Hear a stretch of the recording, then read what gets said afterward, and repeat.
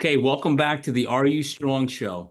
Man, I don't know how excited, how much more excited I can be than to have these two guys. Wait till I introduce them. These two guys on the show.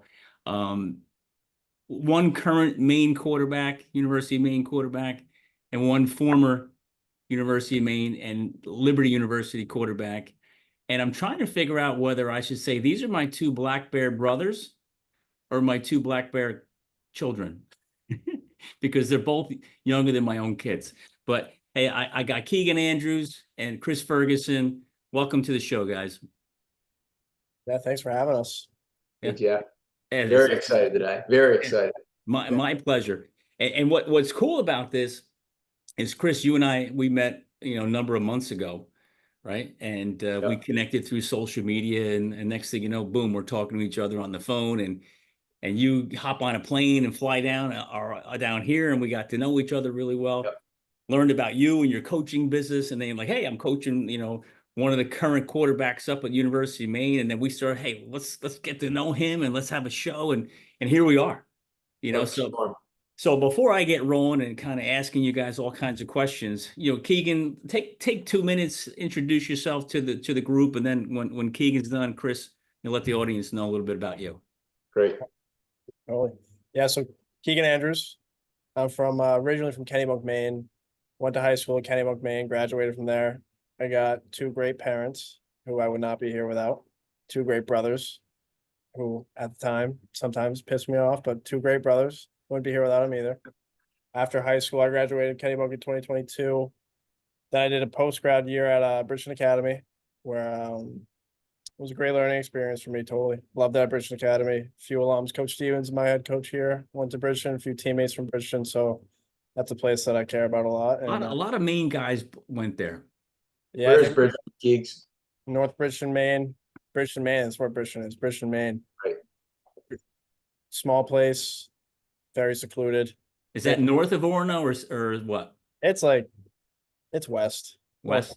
Yeah, southwest maybe. Okay. But yeah, got at least 4 or 5 teammates right now on the team that went to Bridgeton too. So great place. If you want to go play football, want to get better at football, it's a great place to go. That's great. Cool. So what attracted you to Maine? Being from Maine was definitely a part of it. I mean, just growing up, like I followed even when Chris was there. I was You want to be like his coach. Pretty yeah, I simple. just want to be like Chris. Anything I can do to be like Chris is what I want to do. But I feel like they believed in me. They took a chance on me, which I really appreciate. I mean, there's not a lot of schools that not only care about me as a person, as a player, but as a person too. And that stood out to me. I mean, they're great to me, great to my family. Every time I came up here, I enjoyed the hell out of it. So That's great. That is where I want to be. Good. Well, Chris, tell everybody about yourself. All right. Different journey, but Chris Ferguson. I'm from Philadelphia, Pennsylvania. So a little bit south of Maine, obviously. Jeff's neck of the woods, close to Jersey. Yeah, there you go. The pipeline up to the University of Maine is pretty strong from those areas. So Joe Harris-Simiak was the coach at the time, and Liam Cohen was the OC, who's the OC of the Tampa Bay Buccaneers now, which at the time, obviously, I knew he was a really good coach. I knew he just played quarterback at UMass. They did really well, and they came down and recruited me.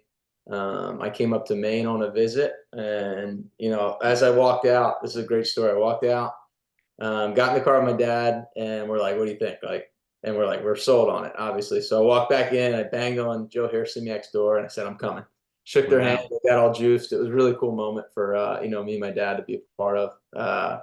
But I was there for 3.5 years, redshirted a year, and then started for 3. I got a pretty gnarly injury in my foot called a Liz Franck. So if you ever heard of that one, you can look it up. Yeah, what is that? In your foot. What'd you say? What is that? It's a ligament in your foot that holds all the metatarsals together. So it's really important, but it's a tiny ligament. It happened on a QB sneak, really random. I mean, it's like guys tapping and, it can happen anyway, just non-contact. Foot goes the wrong way and it happens. So really strange injury, but maybe God leading me on a different path. And then I took a opportunity to go to Liberty University. I graduated from Maine that winter, and did grad school there. Got recovered, the whole 9. Went down there, and backed up Malik Willis, who was just playing last week for the Packers, which is pretty cool. But we had a good competition, good friendship, and then finished my journey at Towson for a COVID year, which is a thing now. 6 years, 6 years. I'm that guy that played 6 years of college Now, football. does the COVID year count? It counts for, it didn't count. 2020 didn't count for Right. anybody. So we got an extra year, which is really strange. I mean, it's everywhere in football now. I think that Keegan might be the next first class that's not going to be affected by it, right? I think so, yeah. Yeah, like you won't get that extra year, I don't think. But you got some guys are playing 8, 9 years of college football now. So you got red shirts, gray shirts, medicals, COVID. Right. Yeah. It's insane. But more power to you. I mean, it's your journey. So everybody's a little different. But finished up my year there, and then my beautiful wife, who I met at Maine, which is pretty cool. We moved back up here in Portland, so she got me to stay, which is you find a lot of. Which Keegs, I'm sure you'll have kids on your team you'll end up in Maine and you'll be boys with them. But and now we live here. I'm having a kid here soon, so future black bear potentially anytime now too. And what's the due date?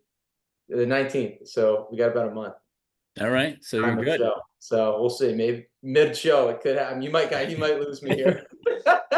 We might get the call.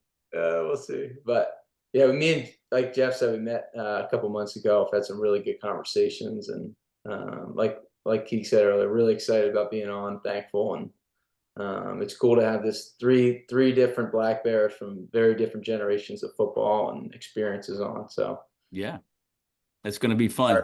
Yeah, cool. So Keegan, how about you injury wise? Anything yet, or you've been pretty healthy? Nothing. I've been very lucky. I haven't had any major injuries in my life.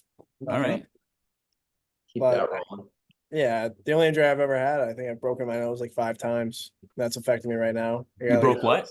Broken my nose like 5 times. Your nose? Yeah, I got like a deviated septum, but I haven't broken since like 13. I just gotta get it fixed. Hard to breathe when you can't breathe out of one nostril. All right. Yeah, you better get that. Football. Wasn't really football. Jeff, were injuries a thing back then, or is that made up? What? No, I said Jeff, are injuries a thing back in the 80s? Injuries? There's no such thing as injuries back then. Can you tell us the difference between injured and hurt? I heard that one growing up.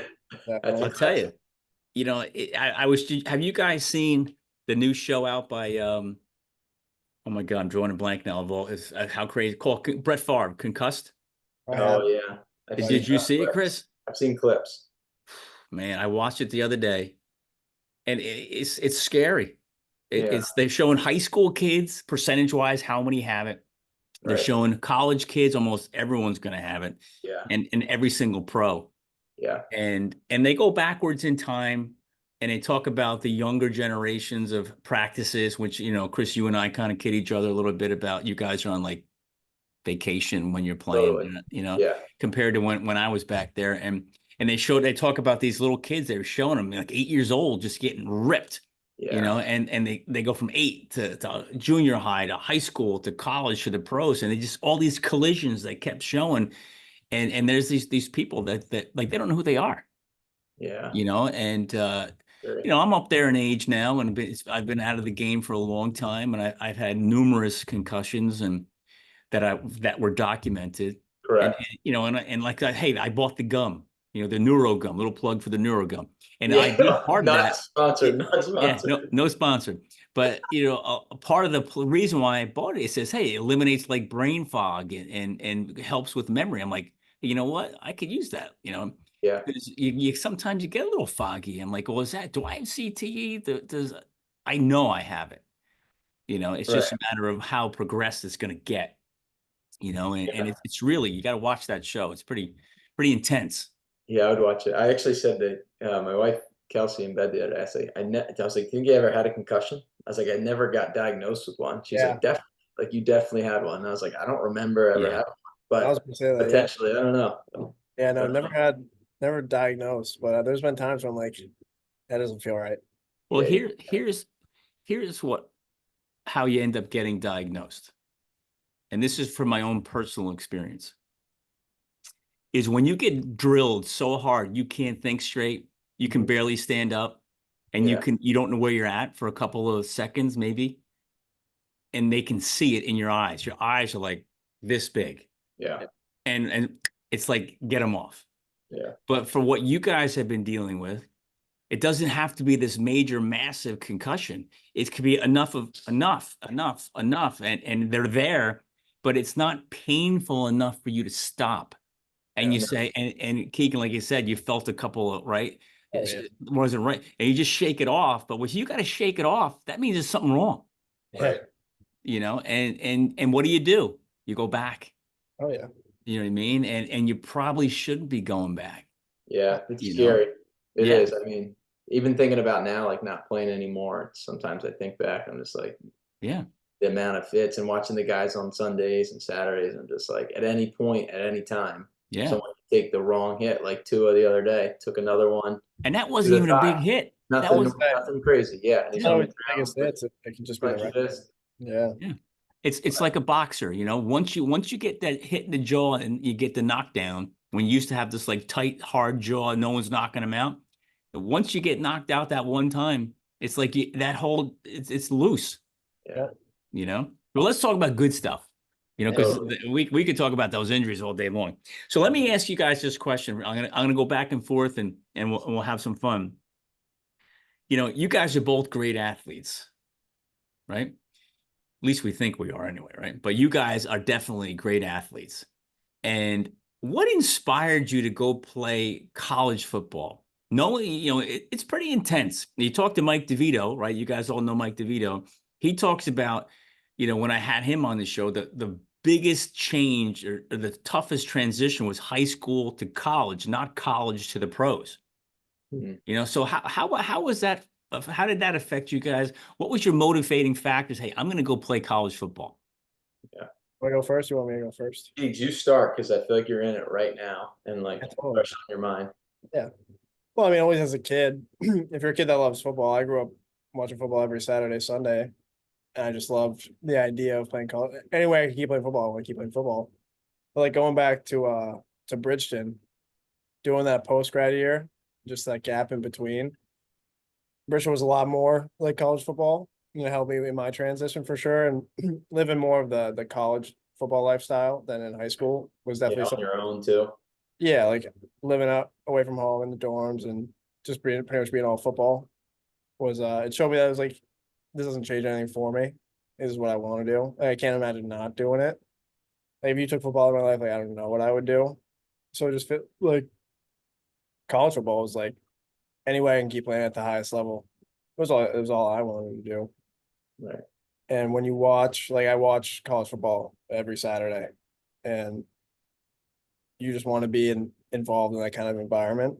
And obviously, before you get to college football, you don't know what like a college football like week of practice looks like. You don't understand the grind, even like out of season in the summers. Right. You only see the flash and the good Yeah, stuff. like, you have no idea what that's going to look like until you do it. Oh, So I boy, you have no idea. had no idea. So I didn't know. I didn't like even going on visits and talking to the guys in the winter, and they're telling you about what the next day is going to look like for them. You still have no idea until you do it. So I didn't understand that part, but I knew I want to play college football. I want to do it at the highest level I possibly can. So there was no like I didn't. No one needed to tell me, hey, like you want to play football? I was like, no, I want to play football, Right. and just any opportunity I was taking. But I mean, there's nothing like playing football. I think for me, especially now in college, like it gives me a motivation and a purpose. Every morning I wake up 5 in the morning and there's something I'd rather be doing. Yeah. Like there's always days that are hard and you're like, man, I wish I didn't have to do this right now. But I take myself back and I'm like, oh, what else would I be doing?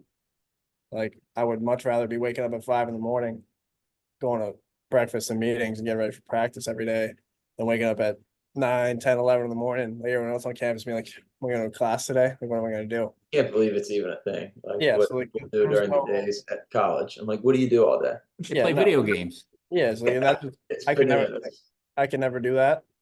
So just the closer I got to get into college, and like I played with a lot of great athletes in high school, like kids that like could definitely play football at the next level, Division 3, Division 2, whatever it was. Like they could have definitely played college football. And then some did, some didn't. And I look at like, what they're up to now and kind of how their life is. I'm like that was never gonna be me. So even like in high school, there was no doubt in my mind I was gonna go keep playing football. Definitely. And so the closer I got to it, the more I was like, I just enjoy the process of how can I work harder? What more can I do? How can I spend my time trying to get better at something that I love to do. Like every morning I wake, like I said, like a motivation and a purpose. It's like, this is what I want to do with my life. I'm young. I'm like 20 years old. I got a lot of life to live where I can spend my time working when this is done, but that's not right now. And I didn't want it to be. I didn't want to spend my life, when I'm going to decide to do this homework assignment, like, now it's like I have to do it because it's the only time I get to do it because I have football. Yeah. And it's just, there was no way that wasn't going to be what I was doing. Cool. I don't think my dad would have let me not play football. That would have been a tough conversation. You can't forget to slip that in there. No, never. I remember when I told him I wanted to quit baseball so I could play football more. He was like, the only reason I'm letting you quit is because you want to play more football. All right. All right. There you go.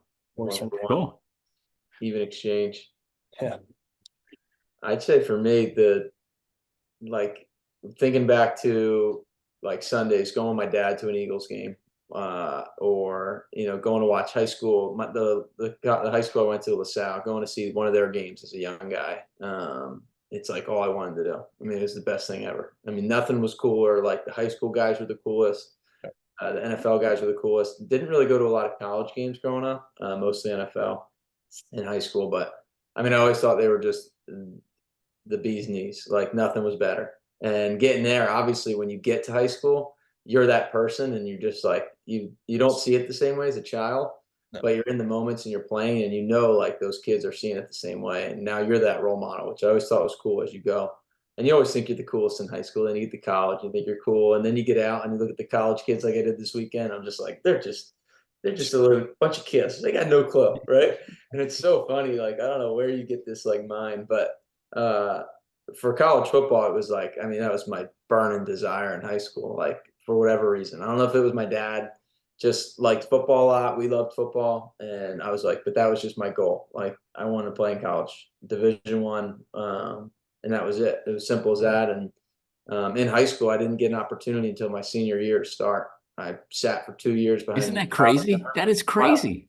I didn't either. So I played behind Kyle Shermer, who was Pat Shermer's son. He transferred in at the same time to my school that I transferred into actually to play. And so I sat for 2 years, stayed patient, and to this day, I will acquire it as one of my best qualities, just being patient and not needing gratification now. I mean, I delayed it 2 years to play, and we ended up going further than the school's been in a long time, into states, and we won our league and all the things, and it was kind of just came together really well. And then I got an offer from Maine, like coming back to when those boys came down, Cohen and Harris Simiak. So, and then going to play in college, I mean, it was my only goal every day was to get better. I mean, it was it. Like go to the NFL. That was it. Get better every day and get a chance to play at the next level. And I'm sure we'll get into it, but along the way in college, there's a lot of things that happen, right? A lot of stress. Oh, yeah.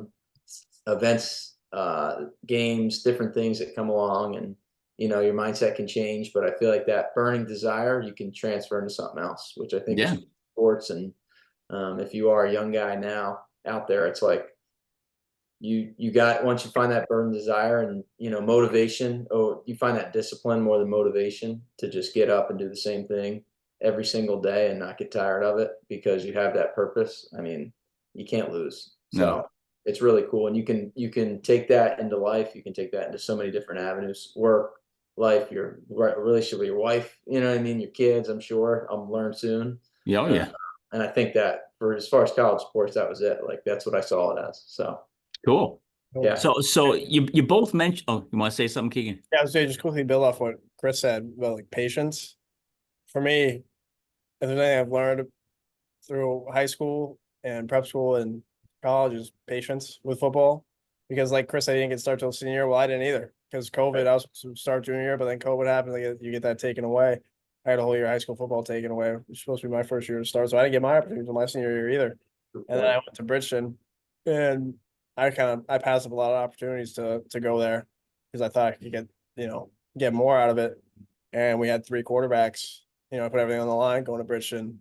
We had 3 quarterbacks, and I started as the 3rd guy. And I didn't start a game there until halfway through my season there. And there was a lot of points in time where I was like, what am I doing? Parents paying a bunch of money to go to prep school.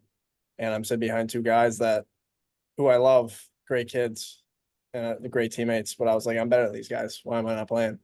And I was like, I put everything on the line to go here. And I could have easily just been like, maybe it's not for me, but it taught me a lot. Patience and all those kinds of things, like hard work and really sticking to something that you love. And I don't think many things will give you that in life outside of football. And I'm getting older, whatever. I still have 4 years. I got a lot of time, but if anything, it'll carry over when I'm your guys' age, a lot older. Hey, easy now. Walking So- away. Get outside of football. Just being able to just kind of take a step back and be like, well, at least I'm playing football. Yeah. At least all these hardships are through football. There's not much more you can ask for, especially Yeah. in college. Yep. You know, and what I used to say is be patiently in a rush. Yeah. What does that really mean? Well, be patient. You'll get your time, but be in a rush to get better. Absolutely. You know, and in today's college world, and Keegan, that's why it's awesome to have you on the show. So many young men and women in other sports too, the women's sports, they're just so impatient. They want to I want to play right now, and if I'm not, I'm transferring out. Oh, And with all the new portal rules and all that stuff, I'm like, it's just incentivized these young men and women to be less patient, you know? And I give you a lot of credit, you know, to be able to come on this type of show and say, hey, look, man, I sat and waited. I waited my turn, or I'm still waiting my turn, you know, and where most people would complain about that, you know, so that I give you guys a lot of credit, you know. So here's a good question. Chris, I'm going to go with you first on this one. Let's just stick to Orono, right? What's your most memorable moment up there? And I kid around with everybody, like I kid around with Kaya last night. I said, and don't tell me it's going to Pat's Pizza. We'll keep it really fun and light here. Yeah. I mean, simply put, we won the CAA championship in 2018. And we had a couple moments in there, but obviously winning and just being able to take pictures, get the trophy. There's snow on the ground, kids are jumping in the snow. You know, our coach comes in, we're all juiced, pretty hype. It's just moments you'll never forget with people you work so hard with, you love. That one's easy, like without a doubt. And even like the events following it, like we had a selection show. We got to go to one of the Sea Dogs downtown, and you know, they got Maine coming up on the bracket, like number 7 seed. Maine's coming up. We're all going nuts. Like the things you see on Twitter all the time. Yeah.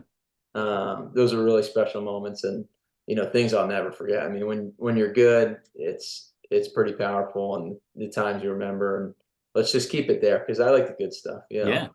Now, So, how did the community embrace all that up there? Because, you know, Maine football, Maine hockey, Maine baseball, that's big time stuff up there. right. You know, how did the community embrace that championship season? Yeah, it was unexpected, actually. I mean, I'll never forget. I told Kelsey we were driving on the main road, kind of coming in when you get off the exit there. And when we were leaving to go to Weber State or Eastern Washington, I think that was the Final Four game. I mean, the streets were like flooded with people. Like the whole fire trucks were out. Like everybody was out on those streets, kind of sending us off. Something you wouldn't never, you know, think would happen there. So I thought that was really cool. They rallied pretty hard. Our playoff game was at home versus Jacksonville State. But, you know, pretty packed out. It was snowing. It was really cool, or snow on the ground at least. But you know, hopefully, I feel like there's a revival there. You know, where people want to go do that. They want to see you when you're good, right? And hopefully, they still support. You know, even in the tough years. But there's definitely a community up there. I mean, that place lives because of Orono, right? Because of the University of Maine. So, and that's your best. You know, a lot of those kids' best opportunities to see top level athletes. Yeah, a sport that they love. You know what I mean? Right. So I mean, they have to drive pretty far to see anything else if they want to go. Exactly. Yeah, it's a big burden. I mean, you're their pros. So yeah, exactly. You got to take it seriously. Yeah. Yeah. Keegan, how about you? Yeah, you've only been up there a short time, but what's your favorite memory so far? Yeah, only a little bit over a year, but I would say definitely being the first win that I was a part of. Last year we started 0-4 and we won home game week 5 against Stony Brook, and we blew them out. I can't remember the scores, 50-something, like 14, like 56-14. Nice. And just being in the locker room after the game. Stein song on the field. Oh, sign something on the field, first time getting to do it, Very- first that I was a part of, and That's great. just Coach Stevens running in the locker room, all the guys so excited. It's the Yeah. best. I hate losing, never lost much in my life at all, and just that feeling of winning again. There's nothing like it. I mean, everyone excited. And Chris can tell you, and you can say the same thing. Coming into a meeting on Monday morning after a loss, worst feeling in the world. Oh yeah. Coming into a meeting that next Monday after a win, and just everyone's in good spirits. Everyone's excited. You're building off something good. Yeah. It's a great feeling. You want to keep it going. But just Seriously. being in the locker room after that first win was something I'll never forget. I can picture it right now. Just the energy. You work so hard, and wins are never easy to come by, especially No. at the Division I level. I Did you mean, sing the sign song? Did you Oh, sing yeah. the sign song, Jeff? Now that started happening around like my senior year, I think, and it wasn't Okay. really a big thing. Oh, really? Yeah, and then it blew up from there, I think, right? Yeah. I mean, that's like Yeah. steady. Like teach it in camp. Like you have to learn it, and then when you get to the game, like you win, you go do Did they it. ever single you out, get up in front of the group and start singing? I was about to say, yeah, Coach Or in Stevens is camp, big. yeah. Coach Stevens is big on the Stein song. Every single person has to sing it on stage in front of the whole team, and you got to do it until you get it. So every kid that comes in, Stein song, Dial. very important. Awesome. I love it. That's cool. That's cool. So let's talk a little bit about the recruiting process. Mhm.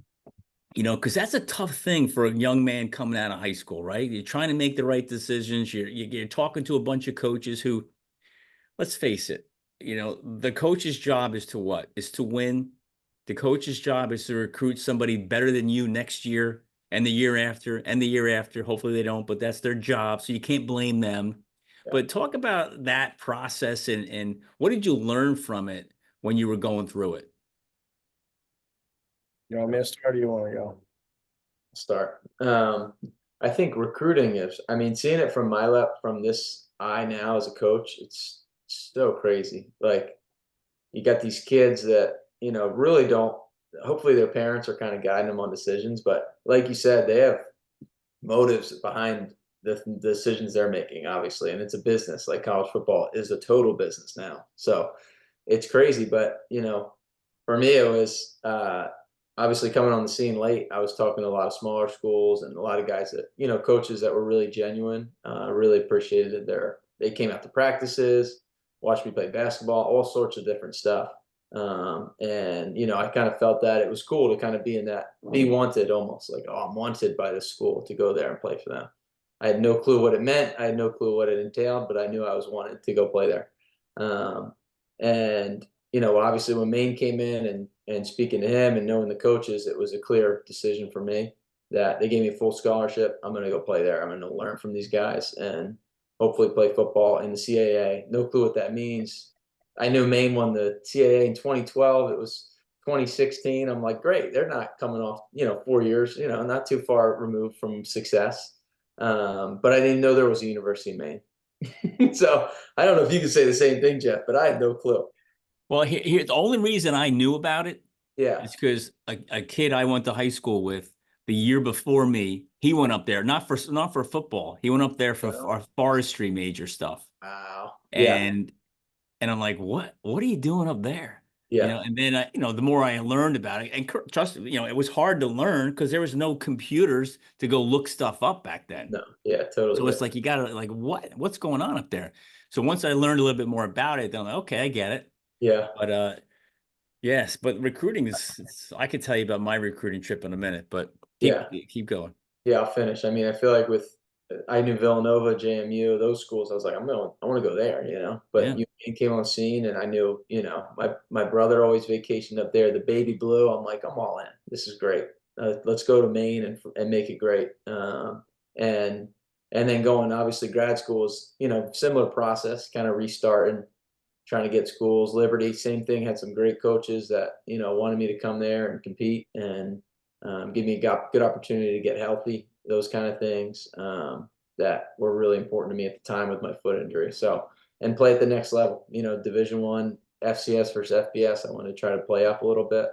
And, you know, you could say it worked out, success or failure. You know, I just look back as God took me on that path, and that was for a reason, and it's as simple as that. And so, but like I said, it's such a different landscape. I don't know how much Keegs you'll really know from some of those guys leaving, but in your own personal process, probably not the same, but totally different now. But it's like I said, I think the coolest thing is being wanted at that level when you're a high school kid. It is cool. Yeah, so for me, losing my junior season to COVID was definitely a big blow because the junior season nowadays is huge. Getting kind of some film out that'll lead up into your senior season that the coaches can kind of look at and be like, all right, this is the guy that we want to look at. I didn't have that film, so that was definitely a big blow for me in kind of that process. So recruiting was pretty slow for me, but I actually doing a lot. I did a lot of camps, did a lot of college camps, did a ton of that kind of stuff, which got me. I had interest from schools going into my senior year before I'd even played, so I had a little bit of. I wasn't too far behind in that area, but it was definitely a crazy process. COVID just being at that time, it was just wild. There was definitely, even though it was only a few years before Chris. I mean, I'll say a few. You're what, 2016 was when you got here, 2017. So probably like 5, 6 years after him, but a lot had changed, I think, from the coaches' perspectives. Like they had to go about their business a little bit differently. So for me, coming out of high school, I had a few like schools that were planning on giving me like PWOs, but I was like, out of state doesn't make sense for me. It's not. I think I can do a little bit more than that. I think I can give myself a better opportunity. So I decided prep school, and to me, Bridgeton for me was an easy choice because they had a coach there, Coach Rick Marcella, who produced a lot of talent. He had a lot of guys that he pumped out of that program. That I was like, and I'd met him before, loved him, thought he was a great coach. I was like, I want to go play for that guy. I think he can give me a good chance to continue on to the next level. And I remember the day after I told him I was going, he texted me. He goes, "Hey, I just want to let you know I'm retiring. I'm not going to be the coach at Bridgeton." So I was like, okay, and he's like, I just want to let you know, just if you want to change your mind. And at that time, I already told everyone at school I'm going to prep school. Yeah. So I was like, no, I'm not. I got nowhere else to turn. So that was what I was going to do. And Coach Dugan ended up coming. He's a great guy. I love him. So I ended up working out there. But I went to Bridgeton, and at Bridgeton, I got an extra year to go do some more camps. Can stay in contact with these coaches I've been in contact with. Got in A lot of contact effort, huh? schools. It was a lot of effort. I mean, A lot of work. Chris will tell you every day. I mean, Just come. and just work my butt off. I try to get, like you said, every day, just trying to get better. So recruiting it picked up a lot when I started playing at Bridgeton more. When I started starting there, played well, and at Bridgeton you play only college JV teams. So I got the chance to play against 3 Division I schools. So I kind of showed that I could play at that level, played well at that level. So that was a big thing that coaches kind of pointed out, was that I showed I could play it at the college level. So that was huge. That's one of the biggest reasons I wanted to go to Bridgeton, because I knew they only played college schools. So I thought that gave me the best chance to kind of show that I was able to play at that level. And then Maine, I've been talking to Maine since my junior year of high school. Coach Dresner, who he ended up leaving a month before I committed to Maine, but I'd been talking to him for a long time, taking a few visits there. Always loved it. I mean, being from Maine, you're always following U-Maine. You're always seeing what they're doing. And when Chris was there, they were super successful. So I was always thinking about, I would love to just get the chance to go there. So when they came in and gave me an opportunity, I remember I was going to have my meeting on my official visit with Coach Stevens. And I remember being in the car with my dad, and I was like, if they offer me, I'm going to take it. And he was like, oh, absolutely, you have to do it. So when he did, it was I think maybe 5 seconds after he told me they were offering, I was like, yeah, I'm coming. Like, I'm doing it. And that was a great feeling. I mean, So you guys almost had the same thing happen. pretty much. Chris, as soon as they offered you turned around and went back in, said, I'm taking it, right? Same thing. I just didn't leave the room. I knew right away. That's what I wanted to do. And they're always great to me. They've always been upfront with me, and that's something I really appreciate. But for me, it was like, the older you get, like when you're growing up, for me, I was like, I want to play at Texas. I want to play at Penn State. You want to go play in front of 100,000 people every weekend.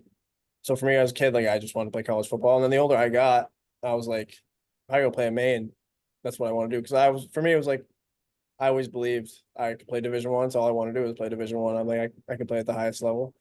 And Maine was the school that I knew what their program was about. I knew Coach Stevens went to Bridgeton, went to Maine, and he was The second I got in contact with him and started talking with him, I knew he was a guy that I would absolutely love to play for. So when I was given the chance to make that decision, I was like, yeah, this is what I want to do. There's no place I'd rather be. I'm only 2.5 hours away from my house, which is not too far. It's far enough though, where I feel like I'm not, I'm not right at home. And I get to play. The coolest part, and Chris knows this, I get to play with my own cousin, kid from Maine. It's something that I get to do every day, which is it's pretty cool when you get those opportunities. Came in, same class. I remember talking to him because he committed about a month before me. And I was like, yeah, I'm thinking about if they're gonna offer me this weekend, I'm gonna go. He's like, oh, you have to do it. And I was like, yeah, we're gonna do it. It'll be sweet. That's great. It's not Similar something. story, Jeff. Any What's different? that? I said similar story back then. And I heard you Got a guys good one. both talk about your parents, getting involved in the process, right? And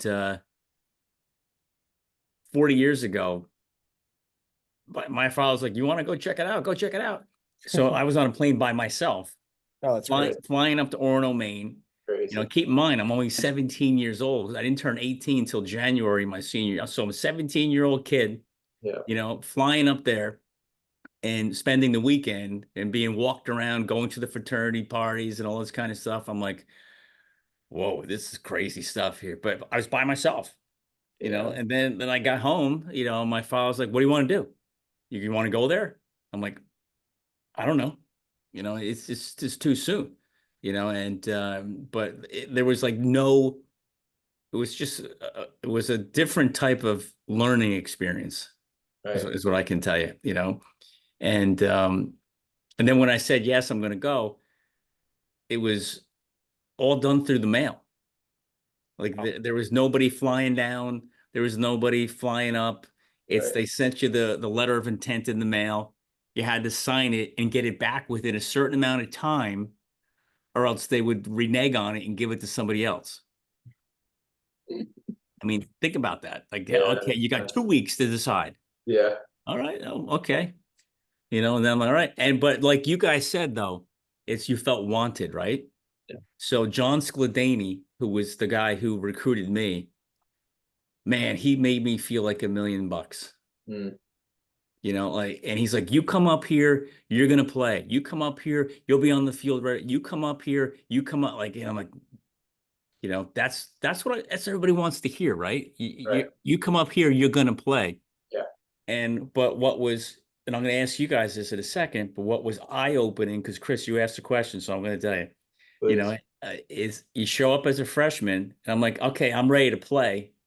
And then the depth chart, it was on a chalkboard. That's where it was. You walk in a room, and I was a defensive back. There's 4 on each side, right? 4 corners on each side.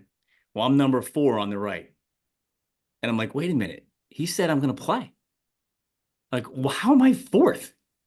But what was cool is by the time the season started and things started to rock and roll, I was number 1. Right.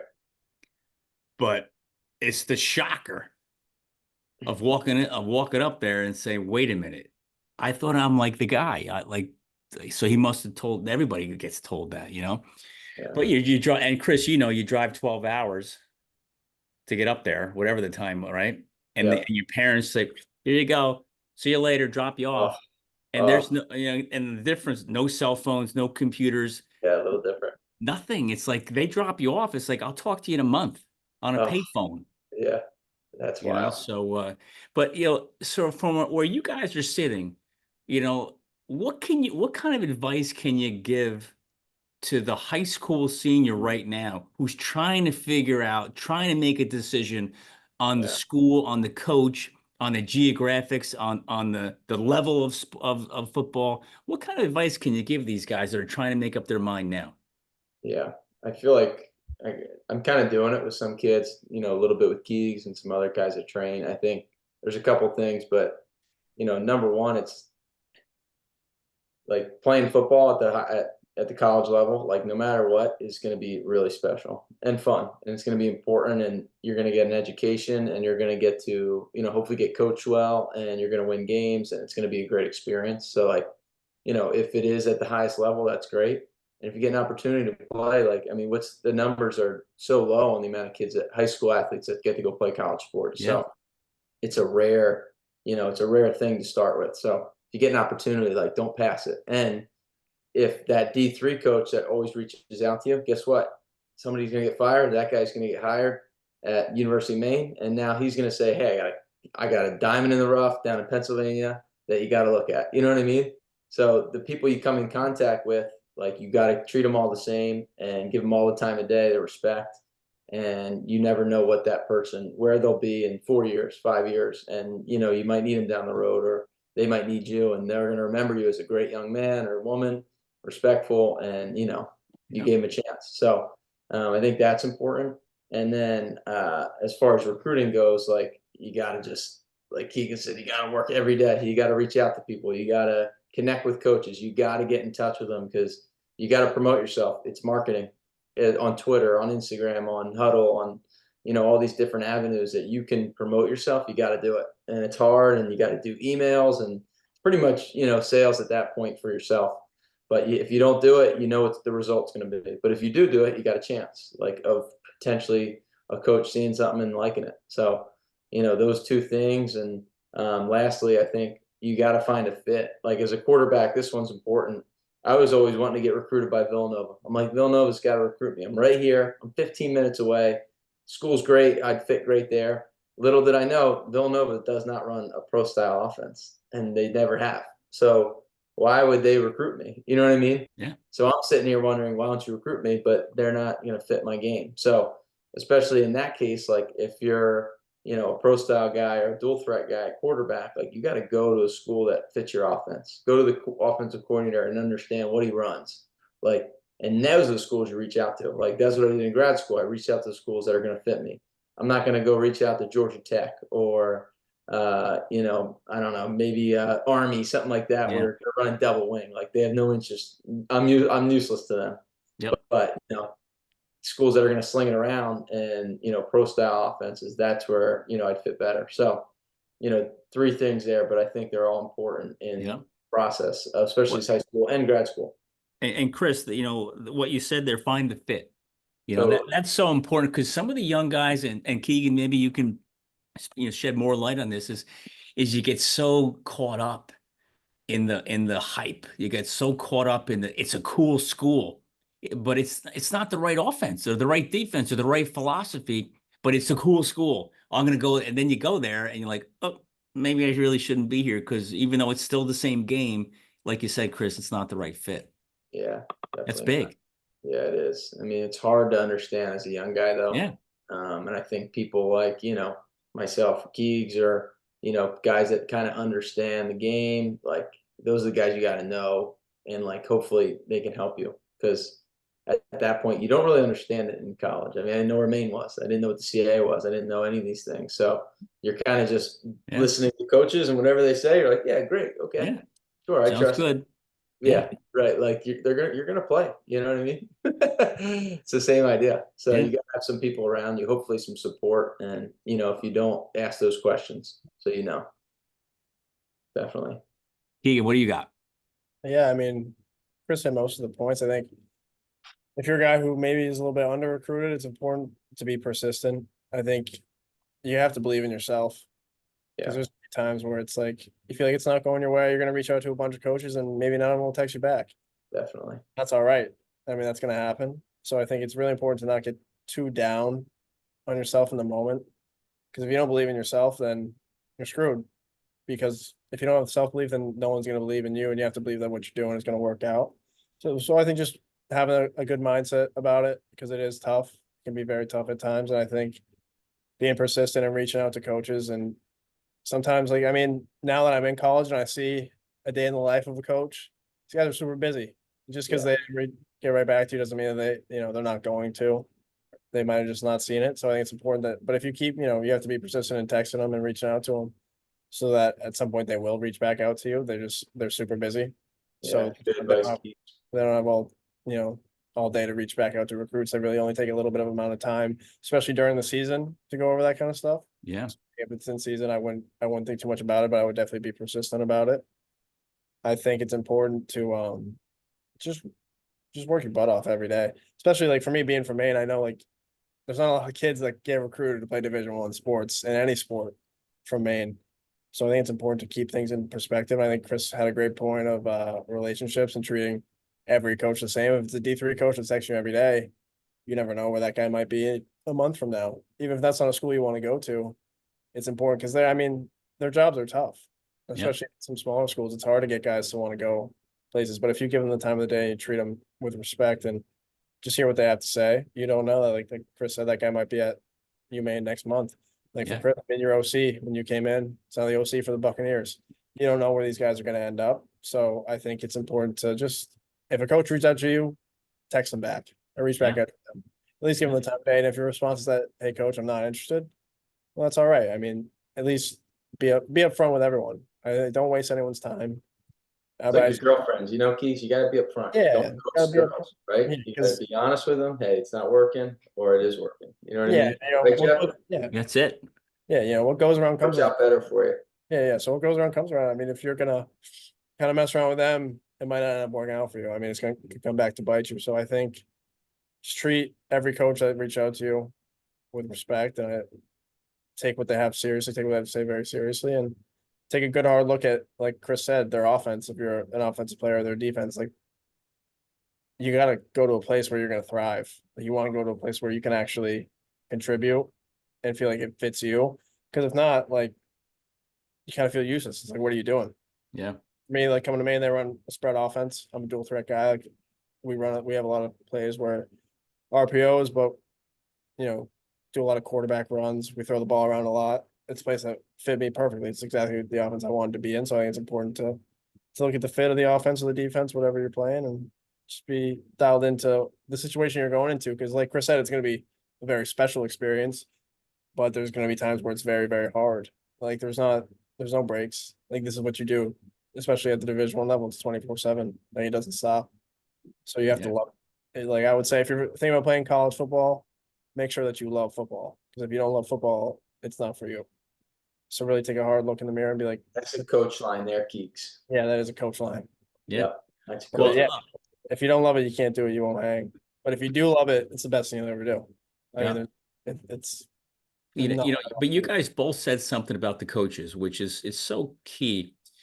It's, treat them with respect, right? Keep the relationship. Don't burn the bridge.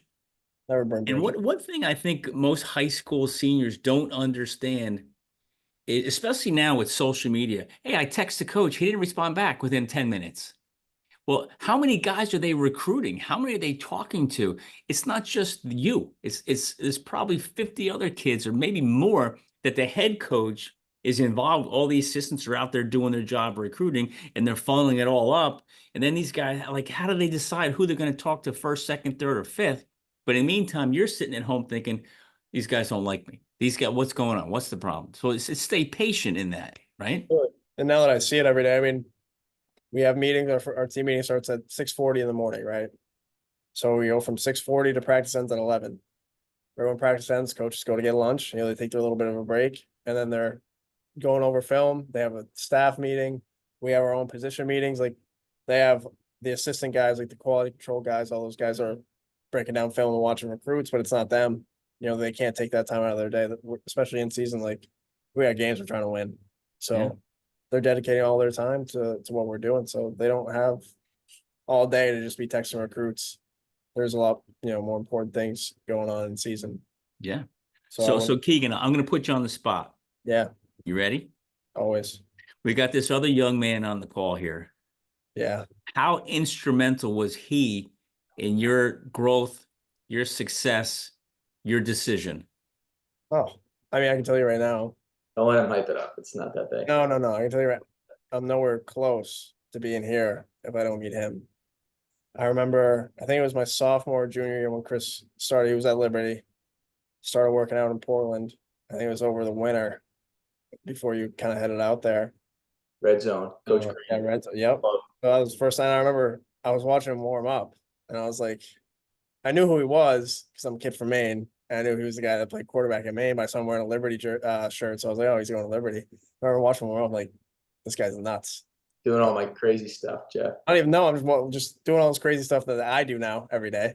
Exactly. Just watching him throw, I'm like, I want to be like that guy. So I remember I used to think I'm like, because I was a good high school player for Maine high school football at the time. Maine high school was not great, so I always thought I was good. And then I got to work out with Chris, and I'm like, well, I'm not good. Like if this is where the level I want to play at, there's a lot that I got to work on. And I remember just it was a few workouts until he left, so I get to do a few of those. And he was getting ready for a season, so he was not too concerned about me or anybody else. He's focused on what he's doing. But he would give me a few tips here and there. And so I started picking some stuff up from him when he was still playing. But he was focused on himself. And then when he finished up, came back to Maine, started working with Coach Green, and that's when I started working directly with him all the time. And just everything I pitched in baseball. So I had a super long stride. I was striding out from home plate to freaking center field. I think I might just have to get up and just show you what keeps looking like. It's crazy. It was crazy.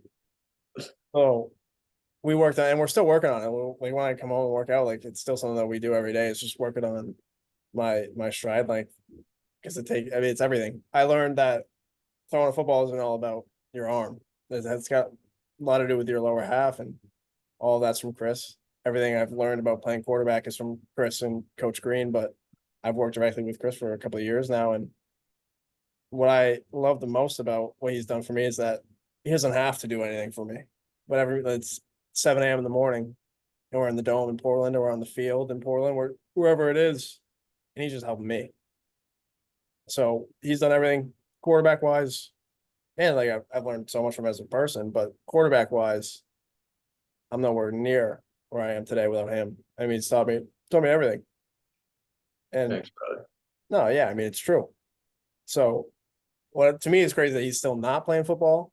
I watch these guys in the NFL, I'm like, I don't know how Chris isn't playing football right now, but he's given so much time to me.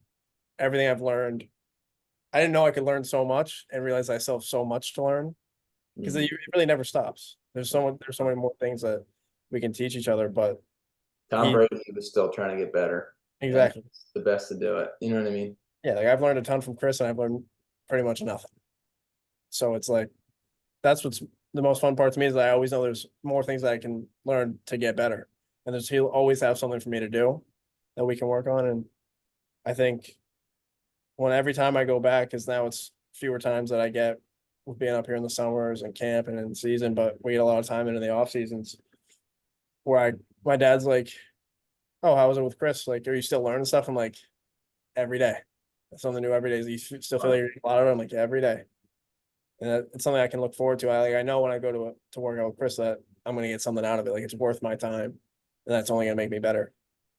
And there's even days where it's like we don't even throw the ball too much. Like, most of our time will be spent warming up, because it's like there's more things that you can work on than just throwing the ball and throwing these different routes. There's so much that goes into just the body part of it, just making sure that your body's right, and just getting every single part of your body firing, like getting the juices flowing in your hips and your shoulders, everywhere. I didn't realize how important my hips are. My hips are super stiff.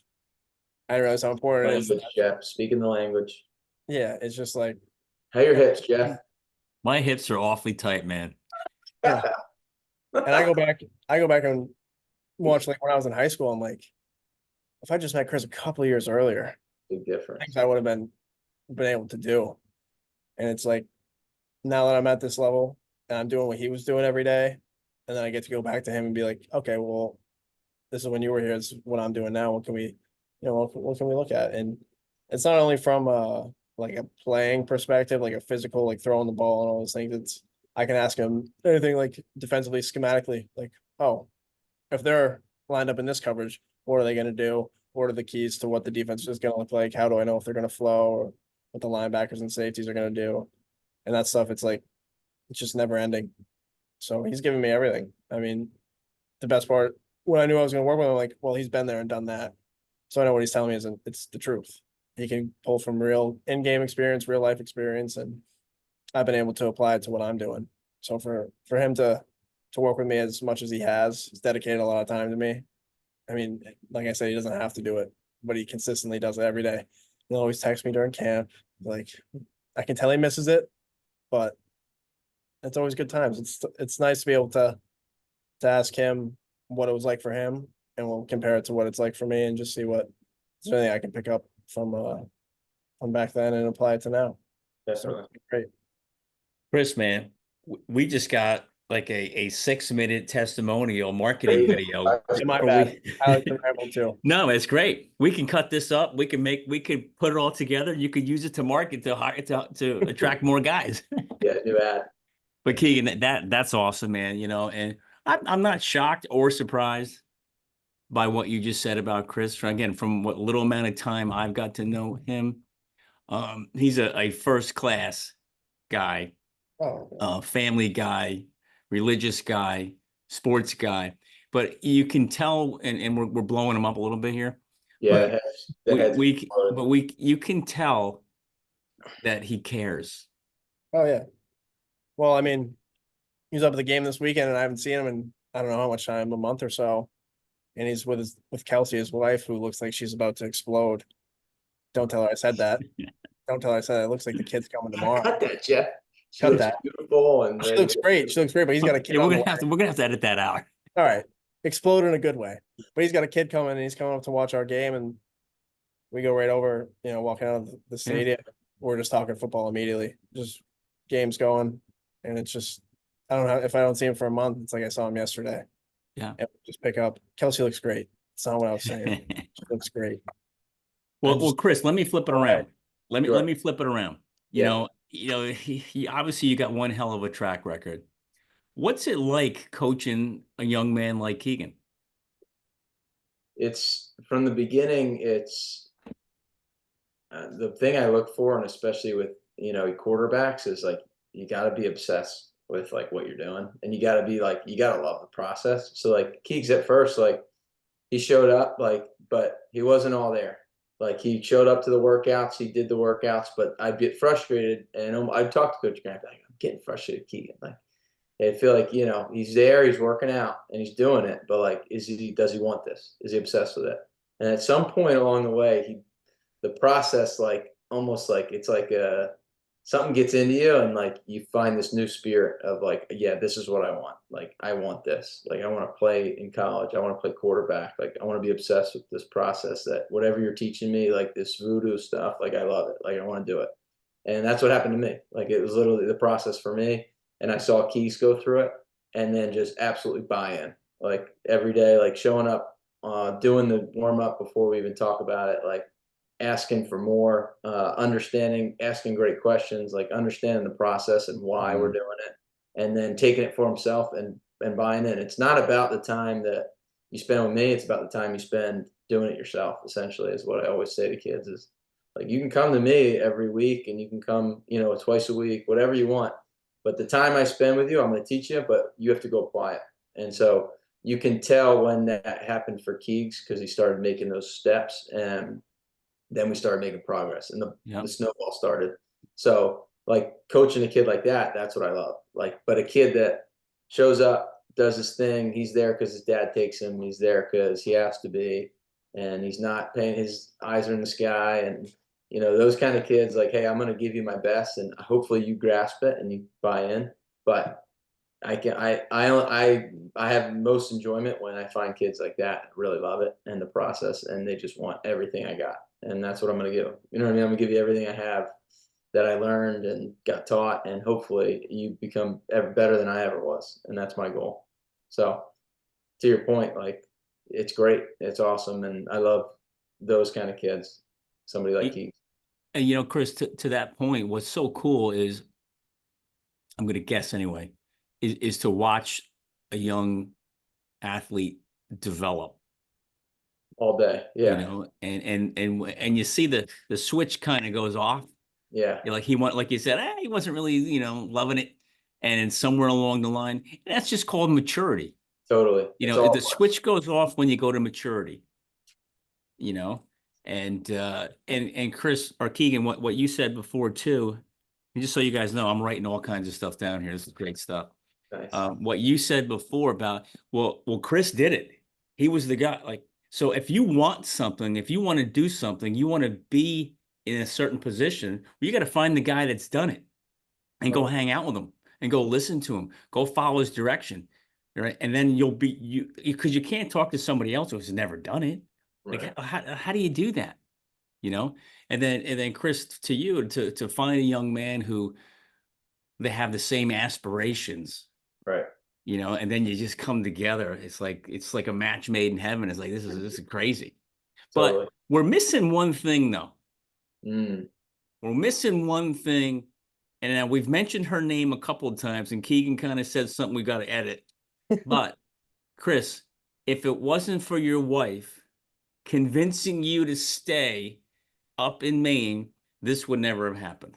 Yeah, I mean I thought you were going there because naturally when you said a guy that's done it, now you get to learn from him. It's like when I see like myself being up here, like my whole college career, everything just kind of working its way out. It's like, hey, for me, Maine high school football, whatever it is, quarterbacks, like I got a chance to make an impact at this, on the state, essentially at the quarterback level, at the high school level, make the product better, like make the kids, the throwing more involved. Like some of these guys are still running these old offenses, which, maybe they work, but most of the time the guys that are winning state championships are throwing the ball around. They got quarterbacks that can run, they can throw, they can do all sorts of things. So, seeing my stamp almost as a chance to be up here and obviously meeting Kelsey along the way. I don't think this was the reason that we're married, but I think it's a great byproduct that got helps. extended. Huh? It sure helps. It sure helps. I think it's a great byproduct to be up here and have that impact on,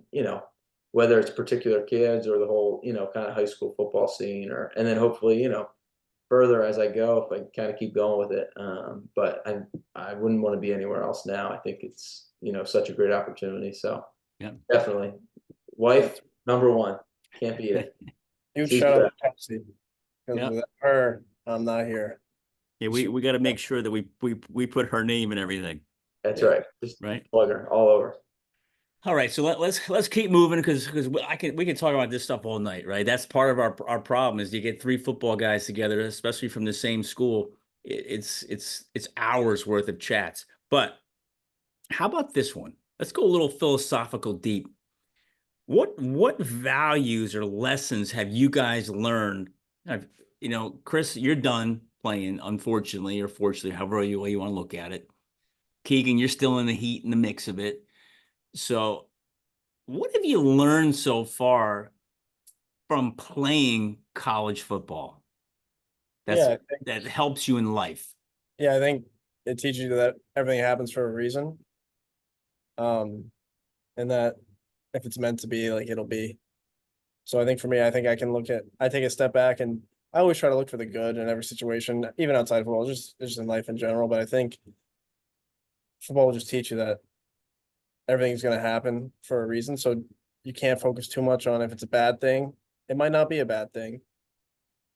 For me right now, it's like, oh, I'm not playing right now. Well, that's all right because I get to learn from guys that have been here for years and have played a lot of football at this level. I get a chance to like maybe I feel like I'm ready, but maybe I'm not. Maybe I'm not playing because I'm not ready to play yet. So I get the chance to kind of just sit back and watch and learn and look at what's what to do and what not to do, what works and what doesn't work. So I think for me, the biggest thing that I look at it and how I treat life is that everything happens for a reason. I believe that God will put you in every situation that he thinks you should be in, and that is the right situation for you. So I think if I always just take a step back and be like, well, it's happening because it's supposed to be happening and I can't control it. I'll control what I can control and let everything out, everything else work itself out the way it's supposed to, and just enjoy every moment. I enjoy every moment that I get to walk out on that field and just go throw a football. I just get to go play football. So I just I enjoy every moment that I get to do this kind of stuff, and I don't take any of it for granted because there's kids that I went to high school with, that I've grown up with, and kids all around the country that would just do anything to be in the position that I get to be in. So I think just getting to take a step back and enjoy the moment, look back, like just being in the locker room. It's a ton of fun. Oh my God. Around guys from all different parts of the country. The best. Just people you would never, ever meet or talk to if you didn't play football. I can't tell you how many times that comes up. The locker room, the locker room, the locker room, the locker The room. world needs to be like the locker room. Is Yeah, what I Yeah. would say, even right? today, just being in the locker room throughout the day. I mean, one of our defensive tackles, Shimel Davis, is cutting everyone's hair in the bathroom. You doing a good job? He's doing a great job. You should go to him, Keeks. Yeah, I told him that, like, I still don't trust you, but I know you do a good job. I'll pay for it. Tell him to send me the bill. Well, I Keegan, know. think about it. Well, hold on a second. Yeah. You just said you don't trust him, but you expect him to trust you out on the field. Right. Oh, I trust him on the Plays. field. We're talking a different world here. Those Clippers are not coming anywhere How you do near. one thing's how you do everything. I don't know. If he cut my hair, I know it would look good, but I would be in that chair. Hey, it always grows back, right? rest. Yeah, it grows Right, back. Jeff? Yeah. Oh, it depends. But like Chris said, when you're in college, you feel like the man, and you don't feel like the man when you look in the mirror and your hair is not great. I still have Good, it. feel good, play good. Exactly. Yeah. The motto. Just being around people that you would never meet, and that's all football. So that's Cool. something I'm appreciative of every single day. Nice. Chris, how about you? Well, two things I think of.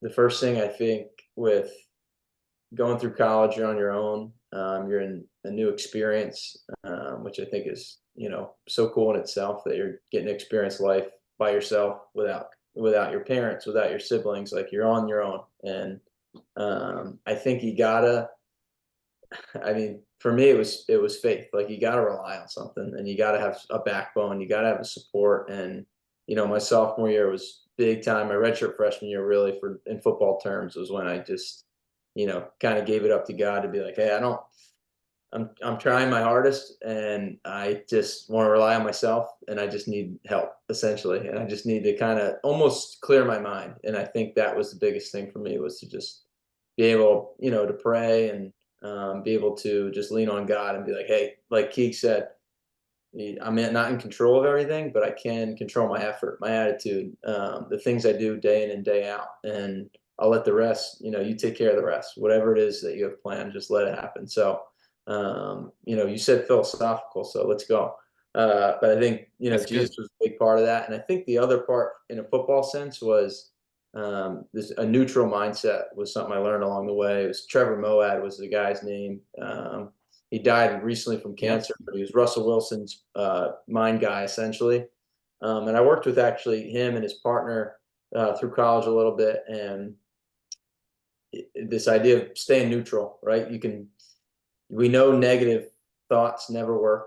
We know they're always going to lead you in the wrong way. And we know positive thoughts are good sometimes, but maybe not always, right? If you're down 21-0 in a game, like, hey, we're doing great, everybody, good job. Probably not the truth, right? But in a neutral mindset, you're saying, hey, we're down 21, but we're getting the ball and we can go score right now, right? One play at a time. Let's go put this thing in the end zone. Now it's 21-7, right? And our defense gets a stop, right? We get an interception. Now it's 21-14, right? And now we're back in this game. So I think in life, like, I'm already finding keeping that same mindset has been so just major. And I can almost feed that into our team or our kids, my wife, my family, things like that. So that neutral mindset, I think it's so cool. And I think it's something people Great book. really learn. Yeah. Keegan, did you read that book yet? I have not, but seems like I have to. I actually just bought it for one of my quarterbacks because he hit me up. He's like, I'm scrambling in the pocket. I can't stay still. Like, my mind's going everywhere. And I'm like, I'm going to send you a book by Trevor Moad, and I just want you to read it. And It's a great book. so good. So Here's one thing you got to read, Keegan. One thing you got to remember is Yep. leaders or readers. Yeah. Right. It's big. Start now while you're young. Maybe you might be a big reader already. I was stupid, when it came to reading. I didn't start reading till I was twice your age. Yeah. And now, I'm reading constantly reading stuff. Yeah, I'm not a huge reader, but there's one book. I definitely have to read that neutral mindset one, but I think the law of attraction was a big one for me. I think just being able to kind of I believe in you can manifest what you want in reality. I think just believing in yourself and believing that you can really do anything. I think that book taught me a lot. Just kind of hey, if it is to be, it's up to me, yeah, right? If you don't believe it's going to happen, then I guarantee you it won't. But if you do, it's a good shot to make it happen. Gotta Cool. go do it. Gotta go get it. Can't wait. Okay, next question. pressure. Mm. Chris, how did you handle pressure during the game? How do you coach your young guys like Keegan to handle pressure? And Keegan, you're living it right now. You got multiple lines of pressure. How do you guys handle that? Pressure makes diamonds, but it also bursts pipes, is what they always said to me in college, right? So there's two ways to go about it. But I mean, my redshirt freshman year, I'll never forget. There was two games, JMU and Villanova. Like, they lived in my mind for a while. Like, that's why I was saying when I talked to those guys in my next year, like, it was really important for me to move on from those games and learn from them and then put them aside, right? And just kind of move them on. But, early interceptions, right? Bleeding into more interceptions, leading into not getting benched, like things that, can break you, right? And then you have a choice to either say, can I take those experiences and move on from them and learn from them, right? Or do I let them kind of bleed into the next rep, next game, next throw? And I think I did let it do 2 games in a row. I threw 3 interceptions both games, I'm pretty sure. Oof. And the JMU, who we had on the ropes in the fourth quarter leaning, and they were like 3rd in the country, right? Like, would have been like one of the biggest wins in Maine history, like starting off as a freshman, and we folded essentially, right? So then we went to Villanova, same thing. But the next week I had 5 touchdowns against Rhode Island. So it was like being able to take that like step of like, all right, I played like crap. I made the wrong decisions. I let the pressure get to me, and I started doing things that were out of character. I go rogue. I call the kids now, don't go rogue. Like, don't just let your mind spur and sputter and go to a different place. Like, what you're doing, you gotta, lock back in. And then coming back and having those experiences on the other side where you do lock back in, you do really well. But I think it's the biggest thing, and handling it is the neutral mindset, right? Getting back to neutral. What's important now? Win is another one. What's important now? Of just, all right, I don't have to. I threw the interceptions. It happened. It's over. Made a bad decision. Let's move on, right? Let's move on. Next play. And that's like a superpower in itself. I think that's why Brady and those guys are at the level they were at, because they're absolute masters at moving on and not letting one play bleed into another. And then they come back and throw a touchdown and move on, right? So I think that neutral mindset is huge, and that's what I'd always preach to, a young kid like Keegs or a quarterback that I'm coaching. It's like, get back to present, right? And just lock back in on your job and let the rest take care of itself. But if you're living in the past, living in the rearview mirror, it's going to be it's going to be an uphill battle. Oh yeah. Keegan, how about you? From a current perspective, living it right now, how do you handle it? Yeah, like Chris said, I mean, pressure makes diamonds, but it also bursts pipes. I've learned to really enjoy the pressure because it's because you're in an opportunity that is not a lot of people have. So whenever I feel pressure, it kind of excites me because I know it's just like a great opportunity that I'm present in. So I enjoy the pressure. I think there's been a lot of times, like when I was at Bridgeton, like I said, I mean, 3rd string quarterback, parents paying a ton of money for me to be at prep school. And I felt they weren't putting pressure on me, but I felt a ton of pressure, that I had to make it worth it for my family and for myself. So I think there was that moment when I look back on Bridgeton a lot. And I think in that time when I was there, like that moment was a really defined me right now. I feel like it changed a lot my perspective and on myself and on my life. Was like I had a decision to make, kind of keep going and keep pushing, or I could just let it eat me up and just kind of quit. And it worked out for me. But I remember in the moment for a few weeks, I was just like, felt terrible. It can bring you down, especially like my dad's like, "Oh, how's it going?" I'm like, "Oh, it's going great. Like it's gonna work out." I'm like, "It better work out," in my mind. Or else I feel like you're letting a ton of people down. People invest a lot of their time and their money. They make a lot of sacrifices. So there's a lot of times like it's a split-second moment, but there's a ton, for me at least, like a ton of things that go through your head just in a split second of like, oh, I got to make this happen because if I don't, you're letting everyone down. But I've learned to kind of change that from, oh, you're going to let a ton of people down, or you're going to make this worth it for everybody, yourself Yeah. included, where it's like, Privilege. Yeah, it's pressure is a privilege. Like you get the opportunity to have, be under pressure. Now So I only get pressure when I golf, Keeks. It's yeah, really me too. Well, I suck at golfing, so there's not a ton of not a lot of expectations there for me. But I think pressure is a great thing. Yeah, it's a privilege. You get the chance to be under pressure, and it's But the I mean, best that's moment. half the game is Yeah, accepting the pressure. yeah, Accept it, live with it, enjoy it, embrace it. And here, like you guys said, pressures are privilege. But you know what's really cool is that when the high pressure is on, if your coach wants you in there, totally. then you talk about you said before from the recruiting, you want it feels good to be wanted. Yeah, That's one thing. But how about this? When the pressure's high, it feels great to be needed. absolutely. There's a difference between wanted and needed Yeah, in a pressure situation. So that's cool. yeah. Good. I agree. There's no better feeling than coming through when it counts. So Chris, I'm going to ask you this. Keegan can't answer this one just because he's not there yet. But right. and you and I chatted about this probably a couple of times. But transitioning out of the game, how did you handle that? And two, you got a young man next to us on the screen here who's not even remotely close to be transitioning out, but one day he's going to be you. One Right. day he's going to hang it up. Yeah. So how did you handle it? And what advice can you give a young man who's they're literally counting the games before it's over? Right. Yeah. I mean, I'll preface this with I'm still really figuring it out. And I think I'm still confused sometimes. And I wake up and I'm like, man, what happened or what am I doing and where am I going?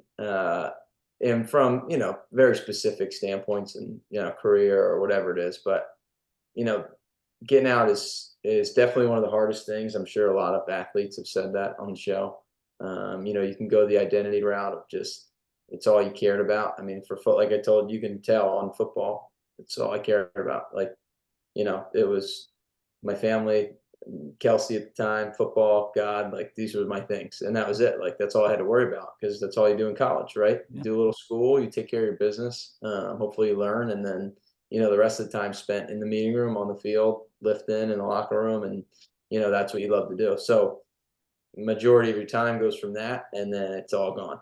And so then it's like, well, now what? So it's a big transition. I came to Maine, obviously, with Kelsey, kind of coming to a new place, didn't know a ton of people, and I just went back to the principles of working hard and having a purpose and trying to find that burning desire for something, which I think coaching has definitely been one of them.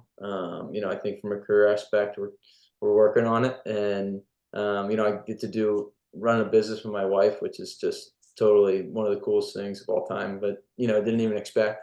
Kind of goes back to God putting you in those places that you don't really see coming. But I think I'm still figuring out in terms of why did I go through the experiences I did in college. Like obviously I can tell you some lessons, but I think I'll keep finding along the way different reasons why I went to Maine and played there, and I got hurt, and why I went to Liberty, and ended up at Towson for a year for COVID, like all these things. And I'm seeing the lessons, and I'm seeing the reasons along the way here, which has really been cool.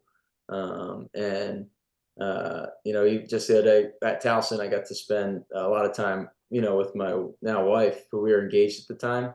But we got to spend a lot of time together and just daily. And I thought, looking back on them, like maybe that's why long term, like we're gonna have be in business together. Like we have an opportunity to spend a lot of time. We love doing that. We want to spend time together, and we have football obviously. But I said to her the other day, I'm like, how cool is that? We got to do that. We got to Yeah. know, like we want to spend a lot of time together, be together, maybe work together. Like maybe an opportunity there, but we wouldn't have known that if I didn't go through those experiences. So, and then, it's just the identity thing is really interesting. It's such a hard conversation. I don't know.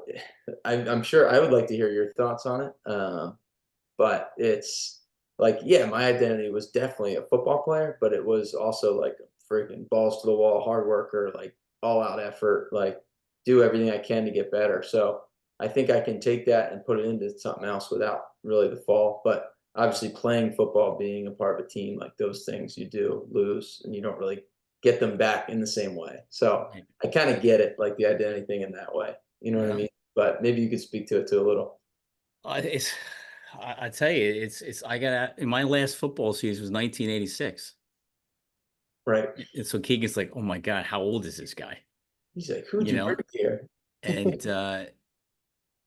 I still try to find, and like, I still bring the work ethic, Right. the punctuality, Yep. the purpose, the courageousness, the coachability, the Yep. drive, the passion. It still comes, but you Yeah. got to find some place else to put it, Exactly. you Yeah. know? It's hard. And with this, what I'm doing here with this whole program, I Yep. am so jacked up, Yeah. I mean, all I'm doing is talking to you guys Yeah. like you and women like that are college and professional athletes. It's like and hearing these stories, I'm like, holy crap, I'm gonna change somebody's life by doing this somehow, somewhere, someday. I'm gonna do it. When? I don't know, but it's gonna happen, Yeah. You you may know? already have. You don't know it yet, though. You know what I Yeah. mean? And it's just I'm having a ton of fun. But I tell the young guys when they take the helmet off, don't take the passion away from whatever you're doing next. Bring it with you, Definitely. and it's 40 something years later, whatever. And I told you this, Chris, and I probably told both of you guys this last time we were on talking, is my brain says I can still do it, Oh, all day. right? My brain says when I'm in the gym at 6 o'clock in the morning, man, I'm still in good enough. I can still do it. That's great. But my body, like 10 seconds later, says, you're crazy, you're stupid, just go Right. sit over there and shut up. You Yeah. know, but It's but hilarious. what kind of advice can you give Keegan to prepare himself for that? Yeah. I mean, very specifically at Maine, I feel like you're doing business, correct, Keegs? Yeah. It's like what an opportunity to explore like all the different routes in that world. Like I did some entrepreneurship classes. I wish I did more of like kind of like more financial stuff, like accounting and stuff with the stock market, retirement, all these different things that you can learn now that'll serve you really long, like really well in the long run, no matter what you do, especially if you like want to own a business or, you wanted to, work for somebody, a small startup or something like that, or, be in finance in any capacity. Like, I don't think I took advantage of that stuff enough up there. I kind of learned and I did my courses and, I feel like I did get a good bit out, but I think I could have like got a lot more if I applied myself, in different areas and went above and beyond in some different things. So I'd say prepare, and people you meet up there, you could be in business with one day. Yeah.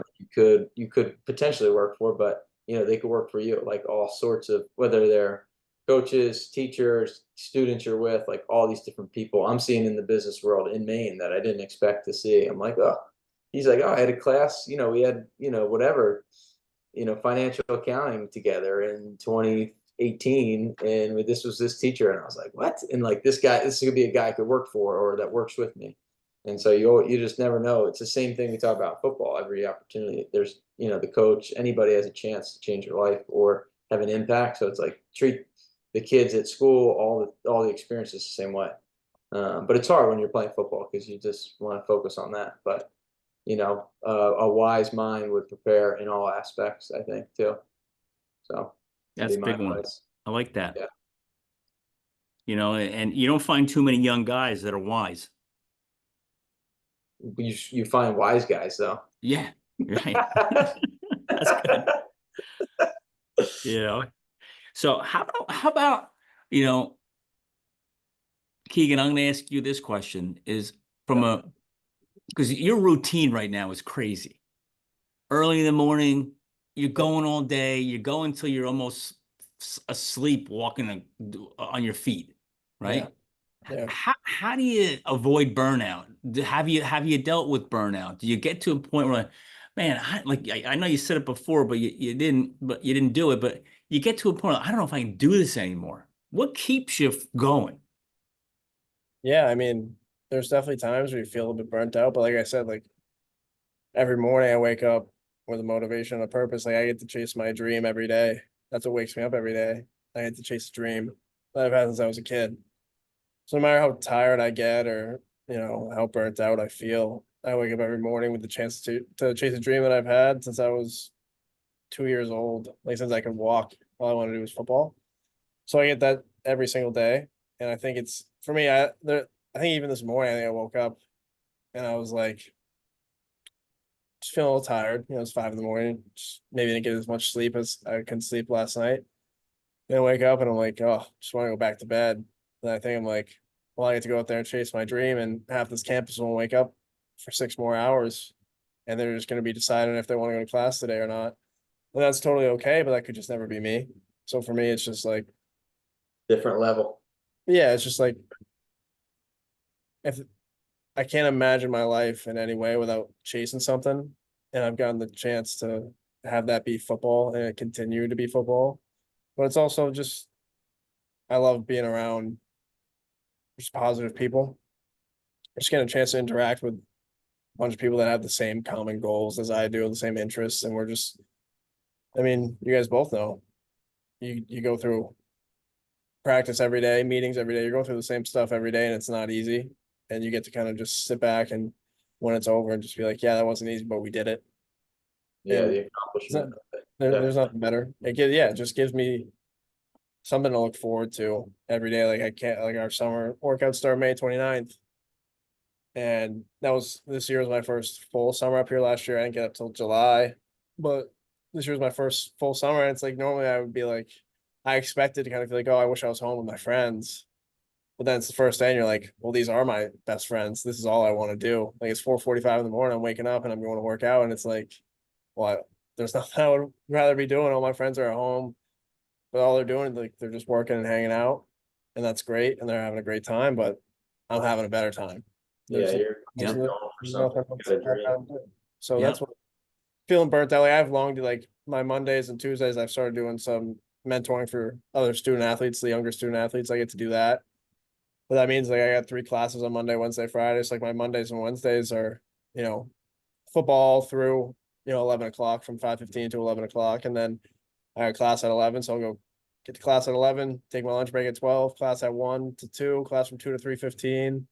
And then if we have our quarterback meeting at 3:30, I'll go right to that. If not, I get like an hour off. Then I go do a mentor meeting Monday night from like 5:30 to 6:30, come right down to the office and we'll meet from like 7 to 8 to 8:30. And then I finally get a chance to go back to my room and go to bed and just do it again in the morning. And there's nothing else I'd rather do. And it's That's just so cool. I get something out of my day every day. And I love it. You know what I find around burnout is that typically the more negative guys or people Yeah. experience burnout. Yeah. The real super positive, energetic guys, like burnout, they're like, let's go. Give me more, No, I love it. you And know? it's definitely we have guys on it like got a guy on our team named his name is Max Gregory. He plays O-line. I've never had someone so positive in my life.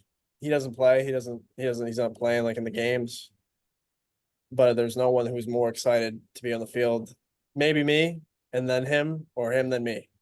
And everyone feeds off his energy and he's a great guy. And he's just always ready to go. He He brings just his loves being there. every day. Yeah. And it's just everyone feeds off that. It's great. And that guy's never burnt out. I remember we're in the hotel in Montana. He's like, you want to go get a pump in the gym? I'm like, dude, we're playing in like 8 hours. I'm not doing that, but you have a great time. I like it. Love it. Yeah. Chris, how about you? And ever come close to, hey, burning out? Hey, I'm done here. Like I can't do this anymore. I feel like in terms of like football, Towson, like when I got there, I mean, I was absolutely psyched, like jacked up, new team. I got there in the summer, like ended up getting voted captain in the fall. Got to start quarterback position. Like, I was ready to kind of take my last year and like make the most of it, have the best year I could, and then, hopefully move on and go to the pros. Like that was it. That was how it was written in my brain for a long time. Maybe not the process of going to 3 schools and doing all the transferring, but I think potentially the injuries, the transferring, all those things maybe caught up at one point. And in my head and heart, obviously I didn't realize that. And I think I can say that with more wisdom now at the time. And I got engaged along the way. Like a lot of things were happening that probably I didn't realize as life was going on, but all I was focused on was really football, right? And we did okay. We did started good, had a bad game. We were kind of teeter-tottering, good and bad. I was working through, just mentally like some really like strong like pressure, anxiety feelings, or doubt, negative doubt in my head, things that like I've experienced in the past, but I was able to work through.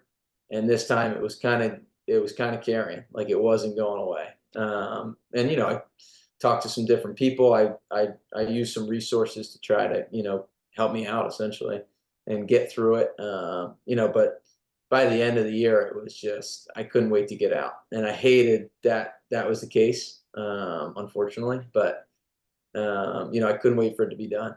Running on the field wasn't the same feeling. It was standing in the tunnel, not the same excitement. Yep. And it was scary. It was almost just like, what's going on? Like, how is this the same guy, right? Right. And I don't think, even looking back, like I'm still working through like some of those feelings. I'm still working through some of those Yeah. mental blocks of like, how did this happen? But I just know deep down that like God had a different path for me, right? And that was the case. Like maybe it had to happen that way for whatever reason. And I can speak on that just from being out for a couple of years. But obviously, looking back now, you're watching games, you're like, oh, I wish, I could think I could be out there. I've seen Yeah. I could throw better than these guys. I got better talent. I got better. But for whatever reason, that was my story in a sense. So I think I got a lot to give back in that way for burnout in a sense. Yeah. I wouldn't consider I still love the game. It took me a little bit to kind of get back into like all in kind of love.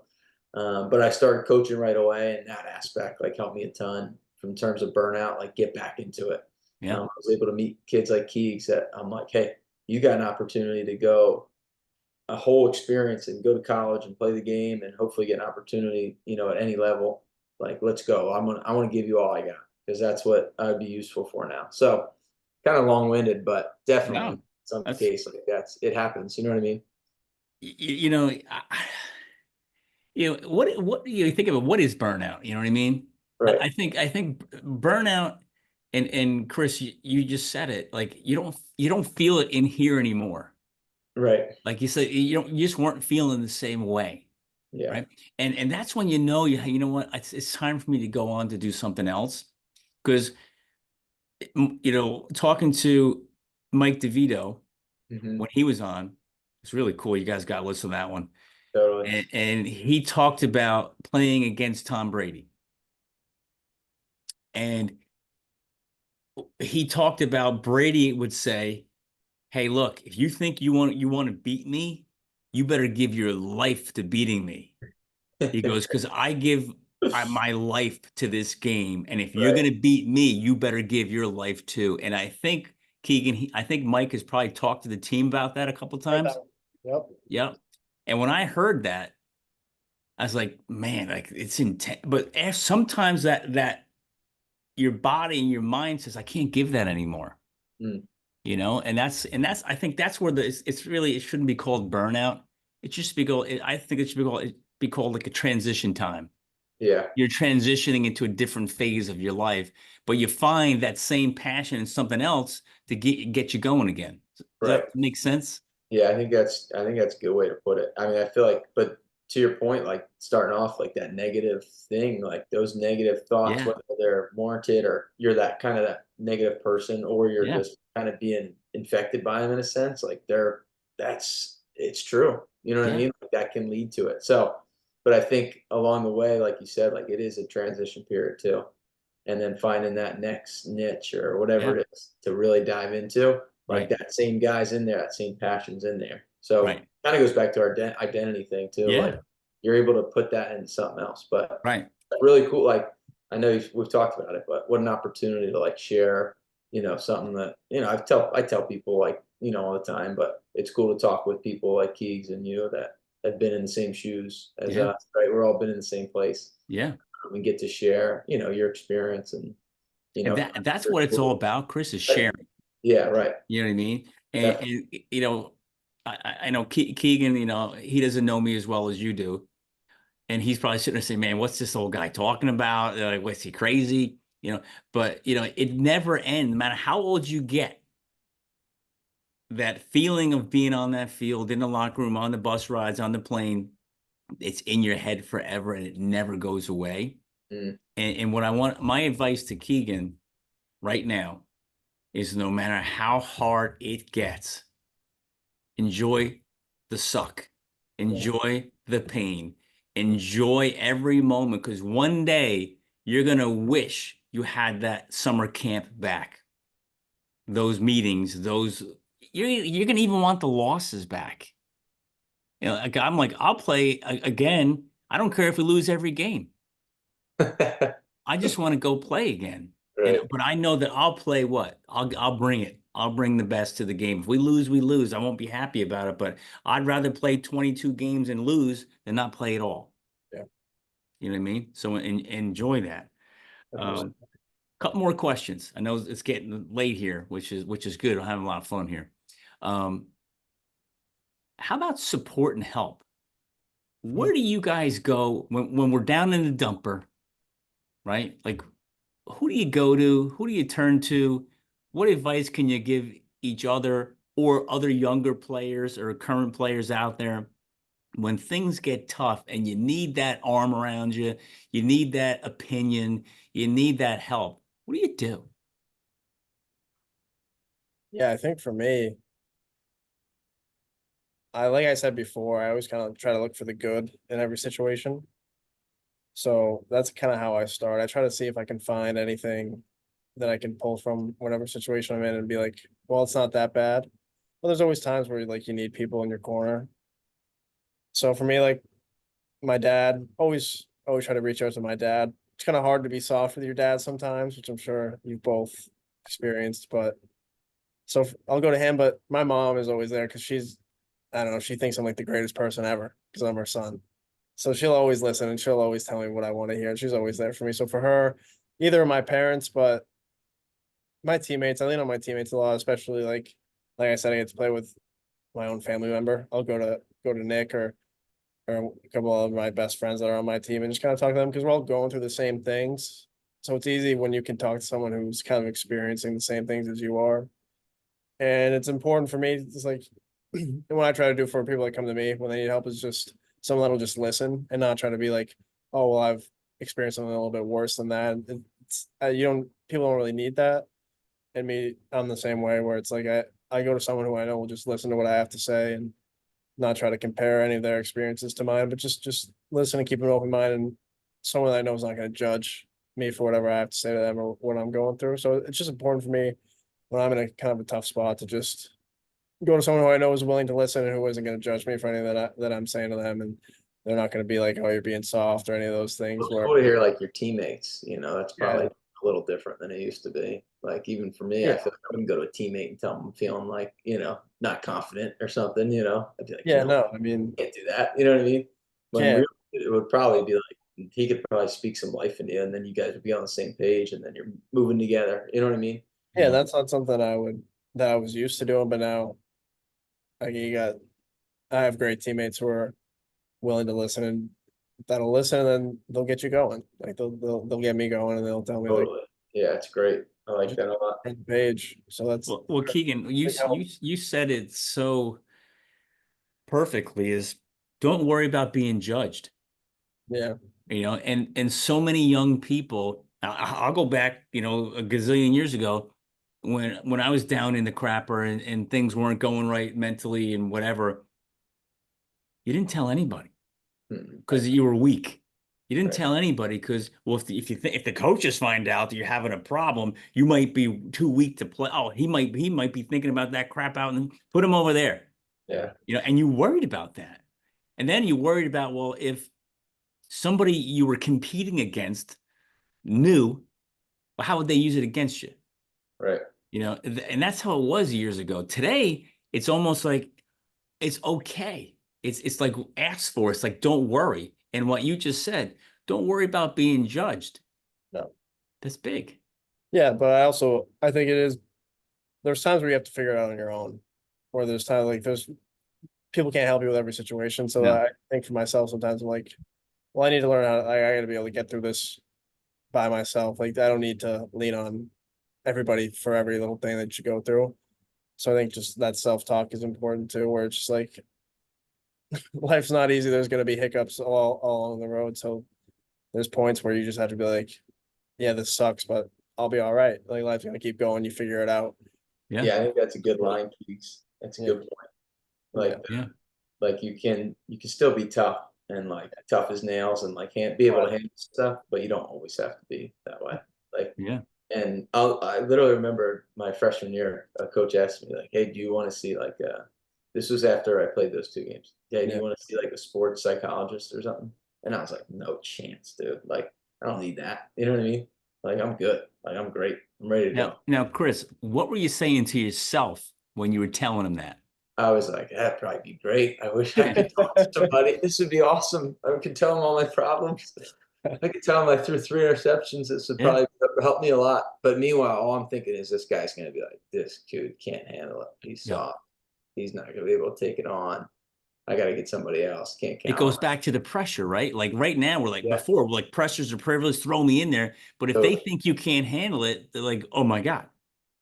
Right. You know? And so that I think those thoughts creep in when now being on the coaching side, like, and this could just be me. I don't know. But if my quarterback went into a game not feeling his best, I'd be pissed. I'd be like, "You need to come to me, tell me what's going on, and then we'll move together." Like I just said with your teammate, like now we can move the ball together, and you can go out there and be your best version of yourself, cut it loose, and we'll have fun, and then probably win, right?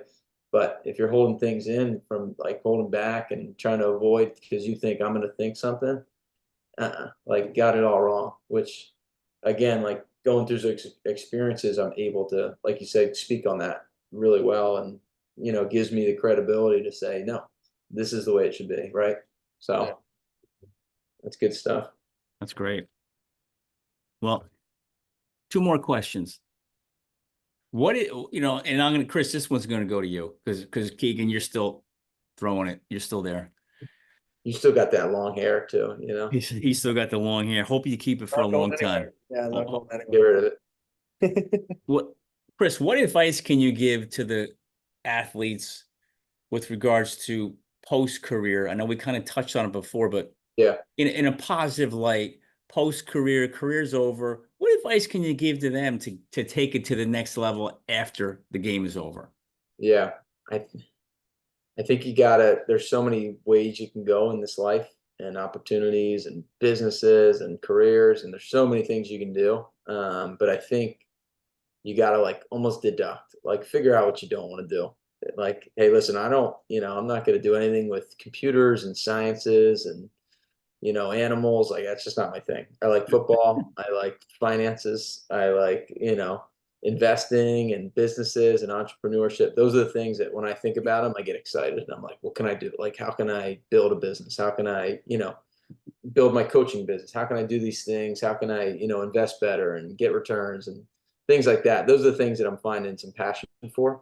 But it took some deduction. Like it took me 3 or 4 months getting out of football to meet a ton of people, learn what they do, have set up meetings, appreciate their time, thank them, write them letters, like, meet these people, figure out what they do, why they do it, how they got there. And then hopefully for yourself, you can kind of deduct and be like, hey, maybe this is a route I want to go. And then start. I mean, just start doing stuff, meet and doing it. And then eventually you'll figure out, hey, maybe this isn't for me, or I can go a different route and then go do something else. Like, don't feel tied down to just doing one thing.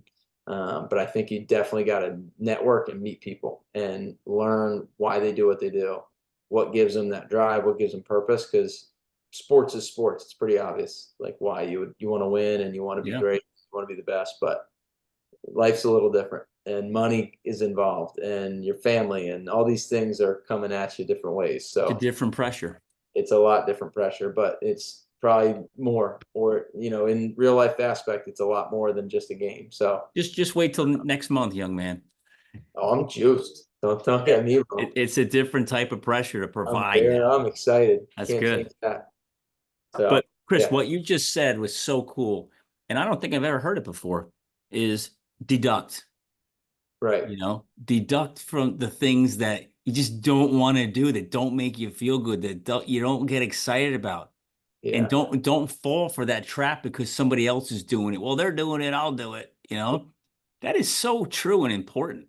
There's so many people that I have met over the last 36 years of my career who I'm like, man, if I could go back and do it, I would never do what I'm doing. I don't know why I chose this. I don't know why I'm doing. And it's just like, well, I Yeah. did it because so and so did. Well, I did it because it was the family business. Well, I did it because I felt I had to.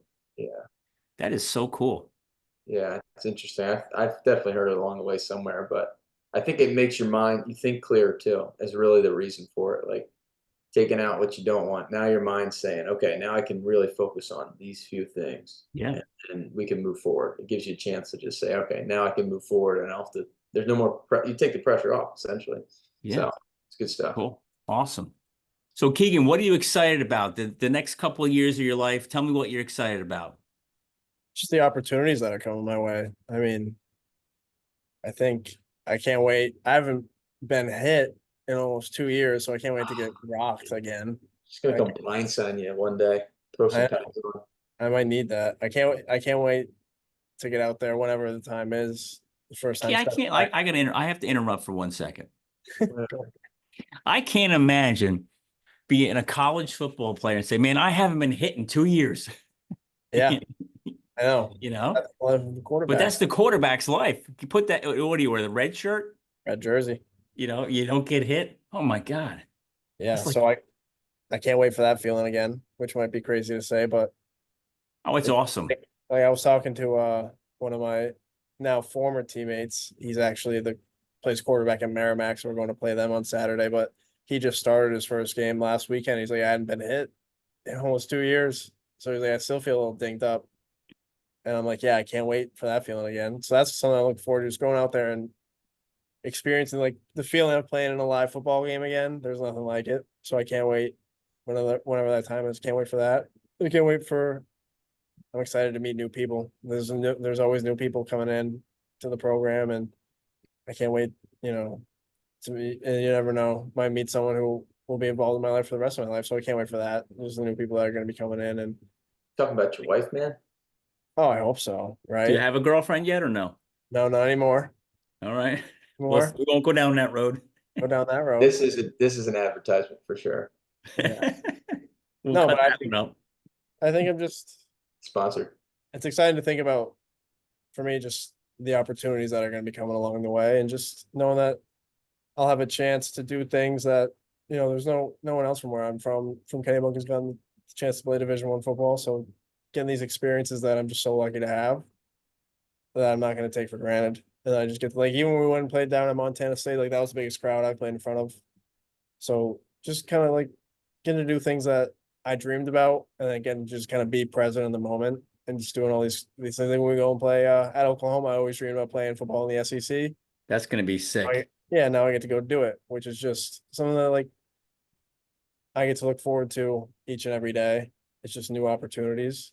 And I'm at a place that I love to be at. I'm at a place, it's home for me. So whatever comes my way, it's just like I take it in stride, and I'm excited for just new opportunities. Everything every day presents something new for me. So I look forward to it, to whatever's That's awesome. my way. Cool. Yeah. Chris, how about you? What are you excited about? You got a huge future in front of you. What's going on in your mind?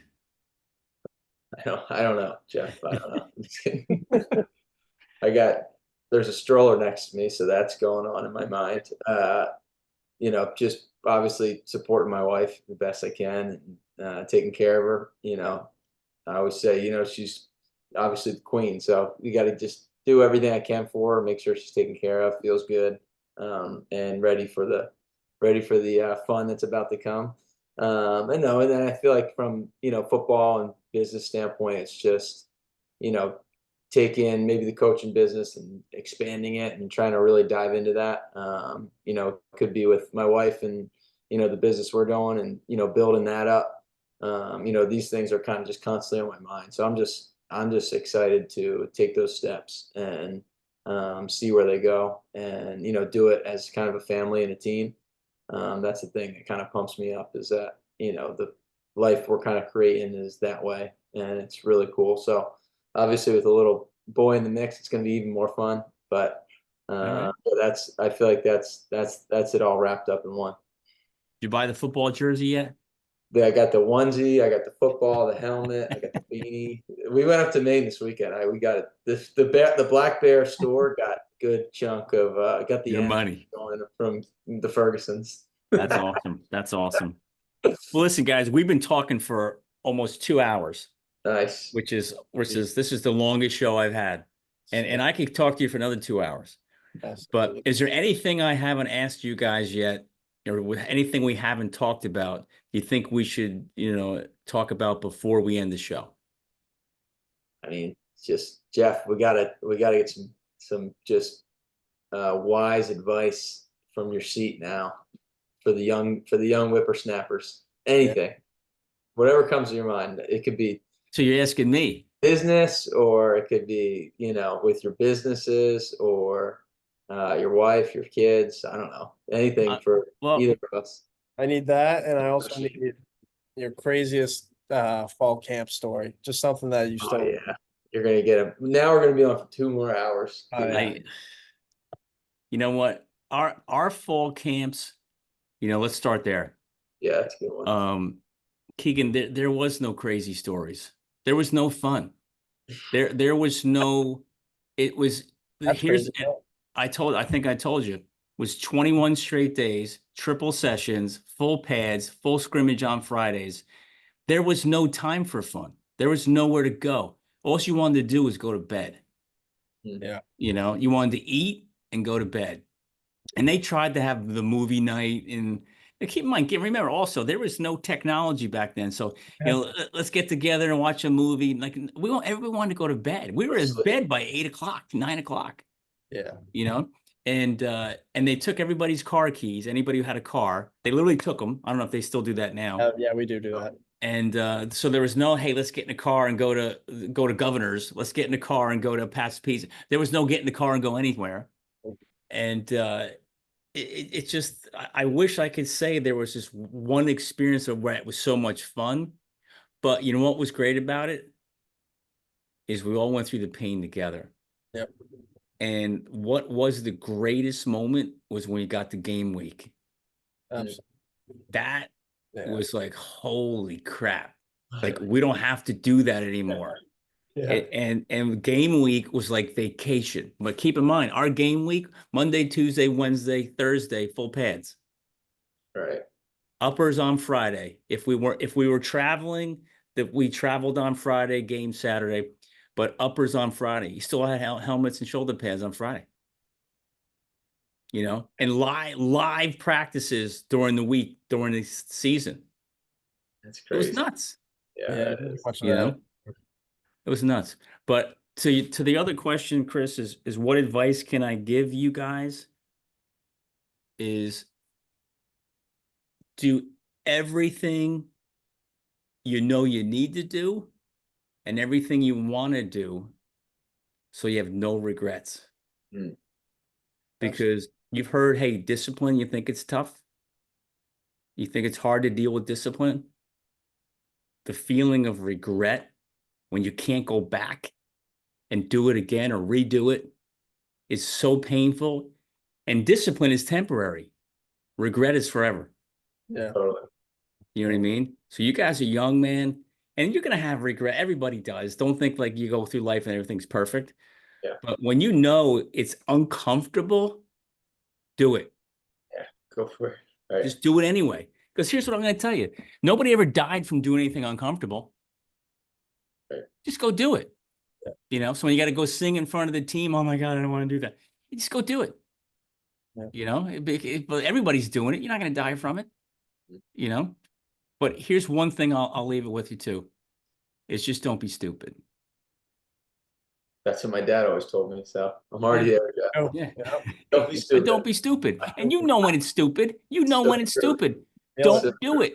Yeah. Don't, just because you see the other ding-dongs doing it, don't do it. So true. Does that help? How is that for some wisely old man advice? It's great. Simple is better. Yeah. Keegan, how about you? Anything else you want to throw out there before we wrap it up? No, I think just want to say thanks for having me on. I mean, this was great. I loved it. I mean, I don't get to do this kind of stuff too often, so I've enjoyed it. So just thank you. But once you get thrown into the mix on a regular basis on the field, you'll be doing a lot of this stuff. Oh yeah. It's Well, I'll good be doing. preparation. Hopefully, I'll get to do this again with you guys. Oh yeah, we're definitely gonna do it again. Yeah, I'd You love know, to. but you know when we're gonna do it? We're gonna do it 6 months after Chris's baby is born, Oh yeah. 'Cause and we're gonna see if he can stay up this late. yeah, let's see. Oh, yeah. But listen, guys, this has been a lot of fun. Yeah. I thoroughly enjoyed this, and even though I kidded around before about saying, "Hey, Black Bear brothers or kids," is I don't care how old you get, everyone's still a brother. Yeah. You know, no matter what happens. And if there's anything I can do for you guys, you know, don't you guys both have my number? You know, call, email, text, whatever, 7 days a week, whatever you need from me. If I can provide value somewhere for you guys and help you, I'm here, man. Appreciate that. Yeah. Means a lot. Same Yeah. to you guys. Yeah. You know, so hey, Keegan, Ew. keep on You guys need plugging. anything? Yeah. You know, be careful down there in Oklahoma. Don't need to be careful. Yeah. Just have You fun. know, well, here, I'll tell you what my grandmother used to say. If you can't be good, just be careful, That's good advice too. you know? Yeah. But guys, have a great time, great season. Chris, we'll see you soon. Hopefully you're down this way again, Yeah. and then we'll catch up. But I'm happy you guys are on the show and can't wait to catch up with you again soon. Thanks, Jeff. Means a lot. Had a lot of fun. Yeah, absolutely. Thank you.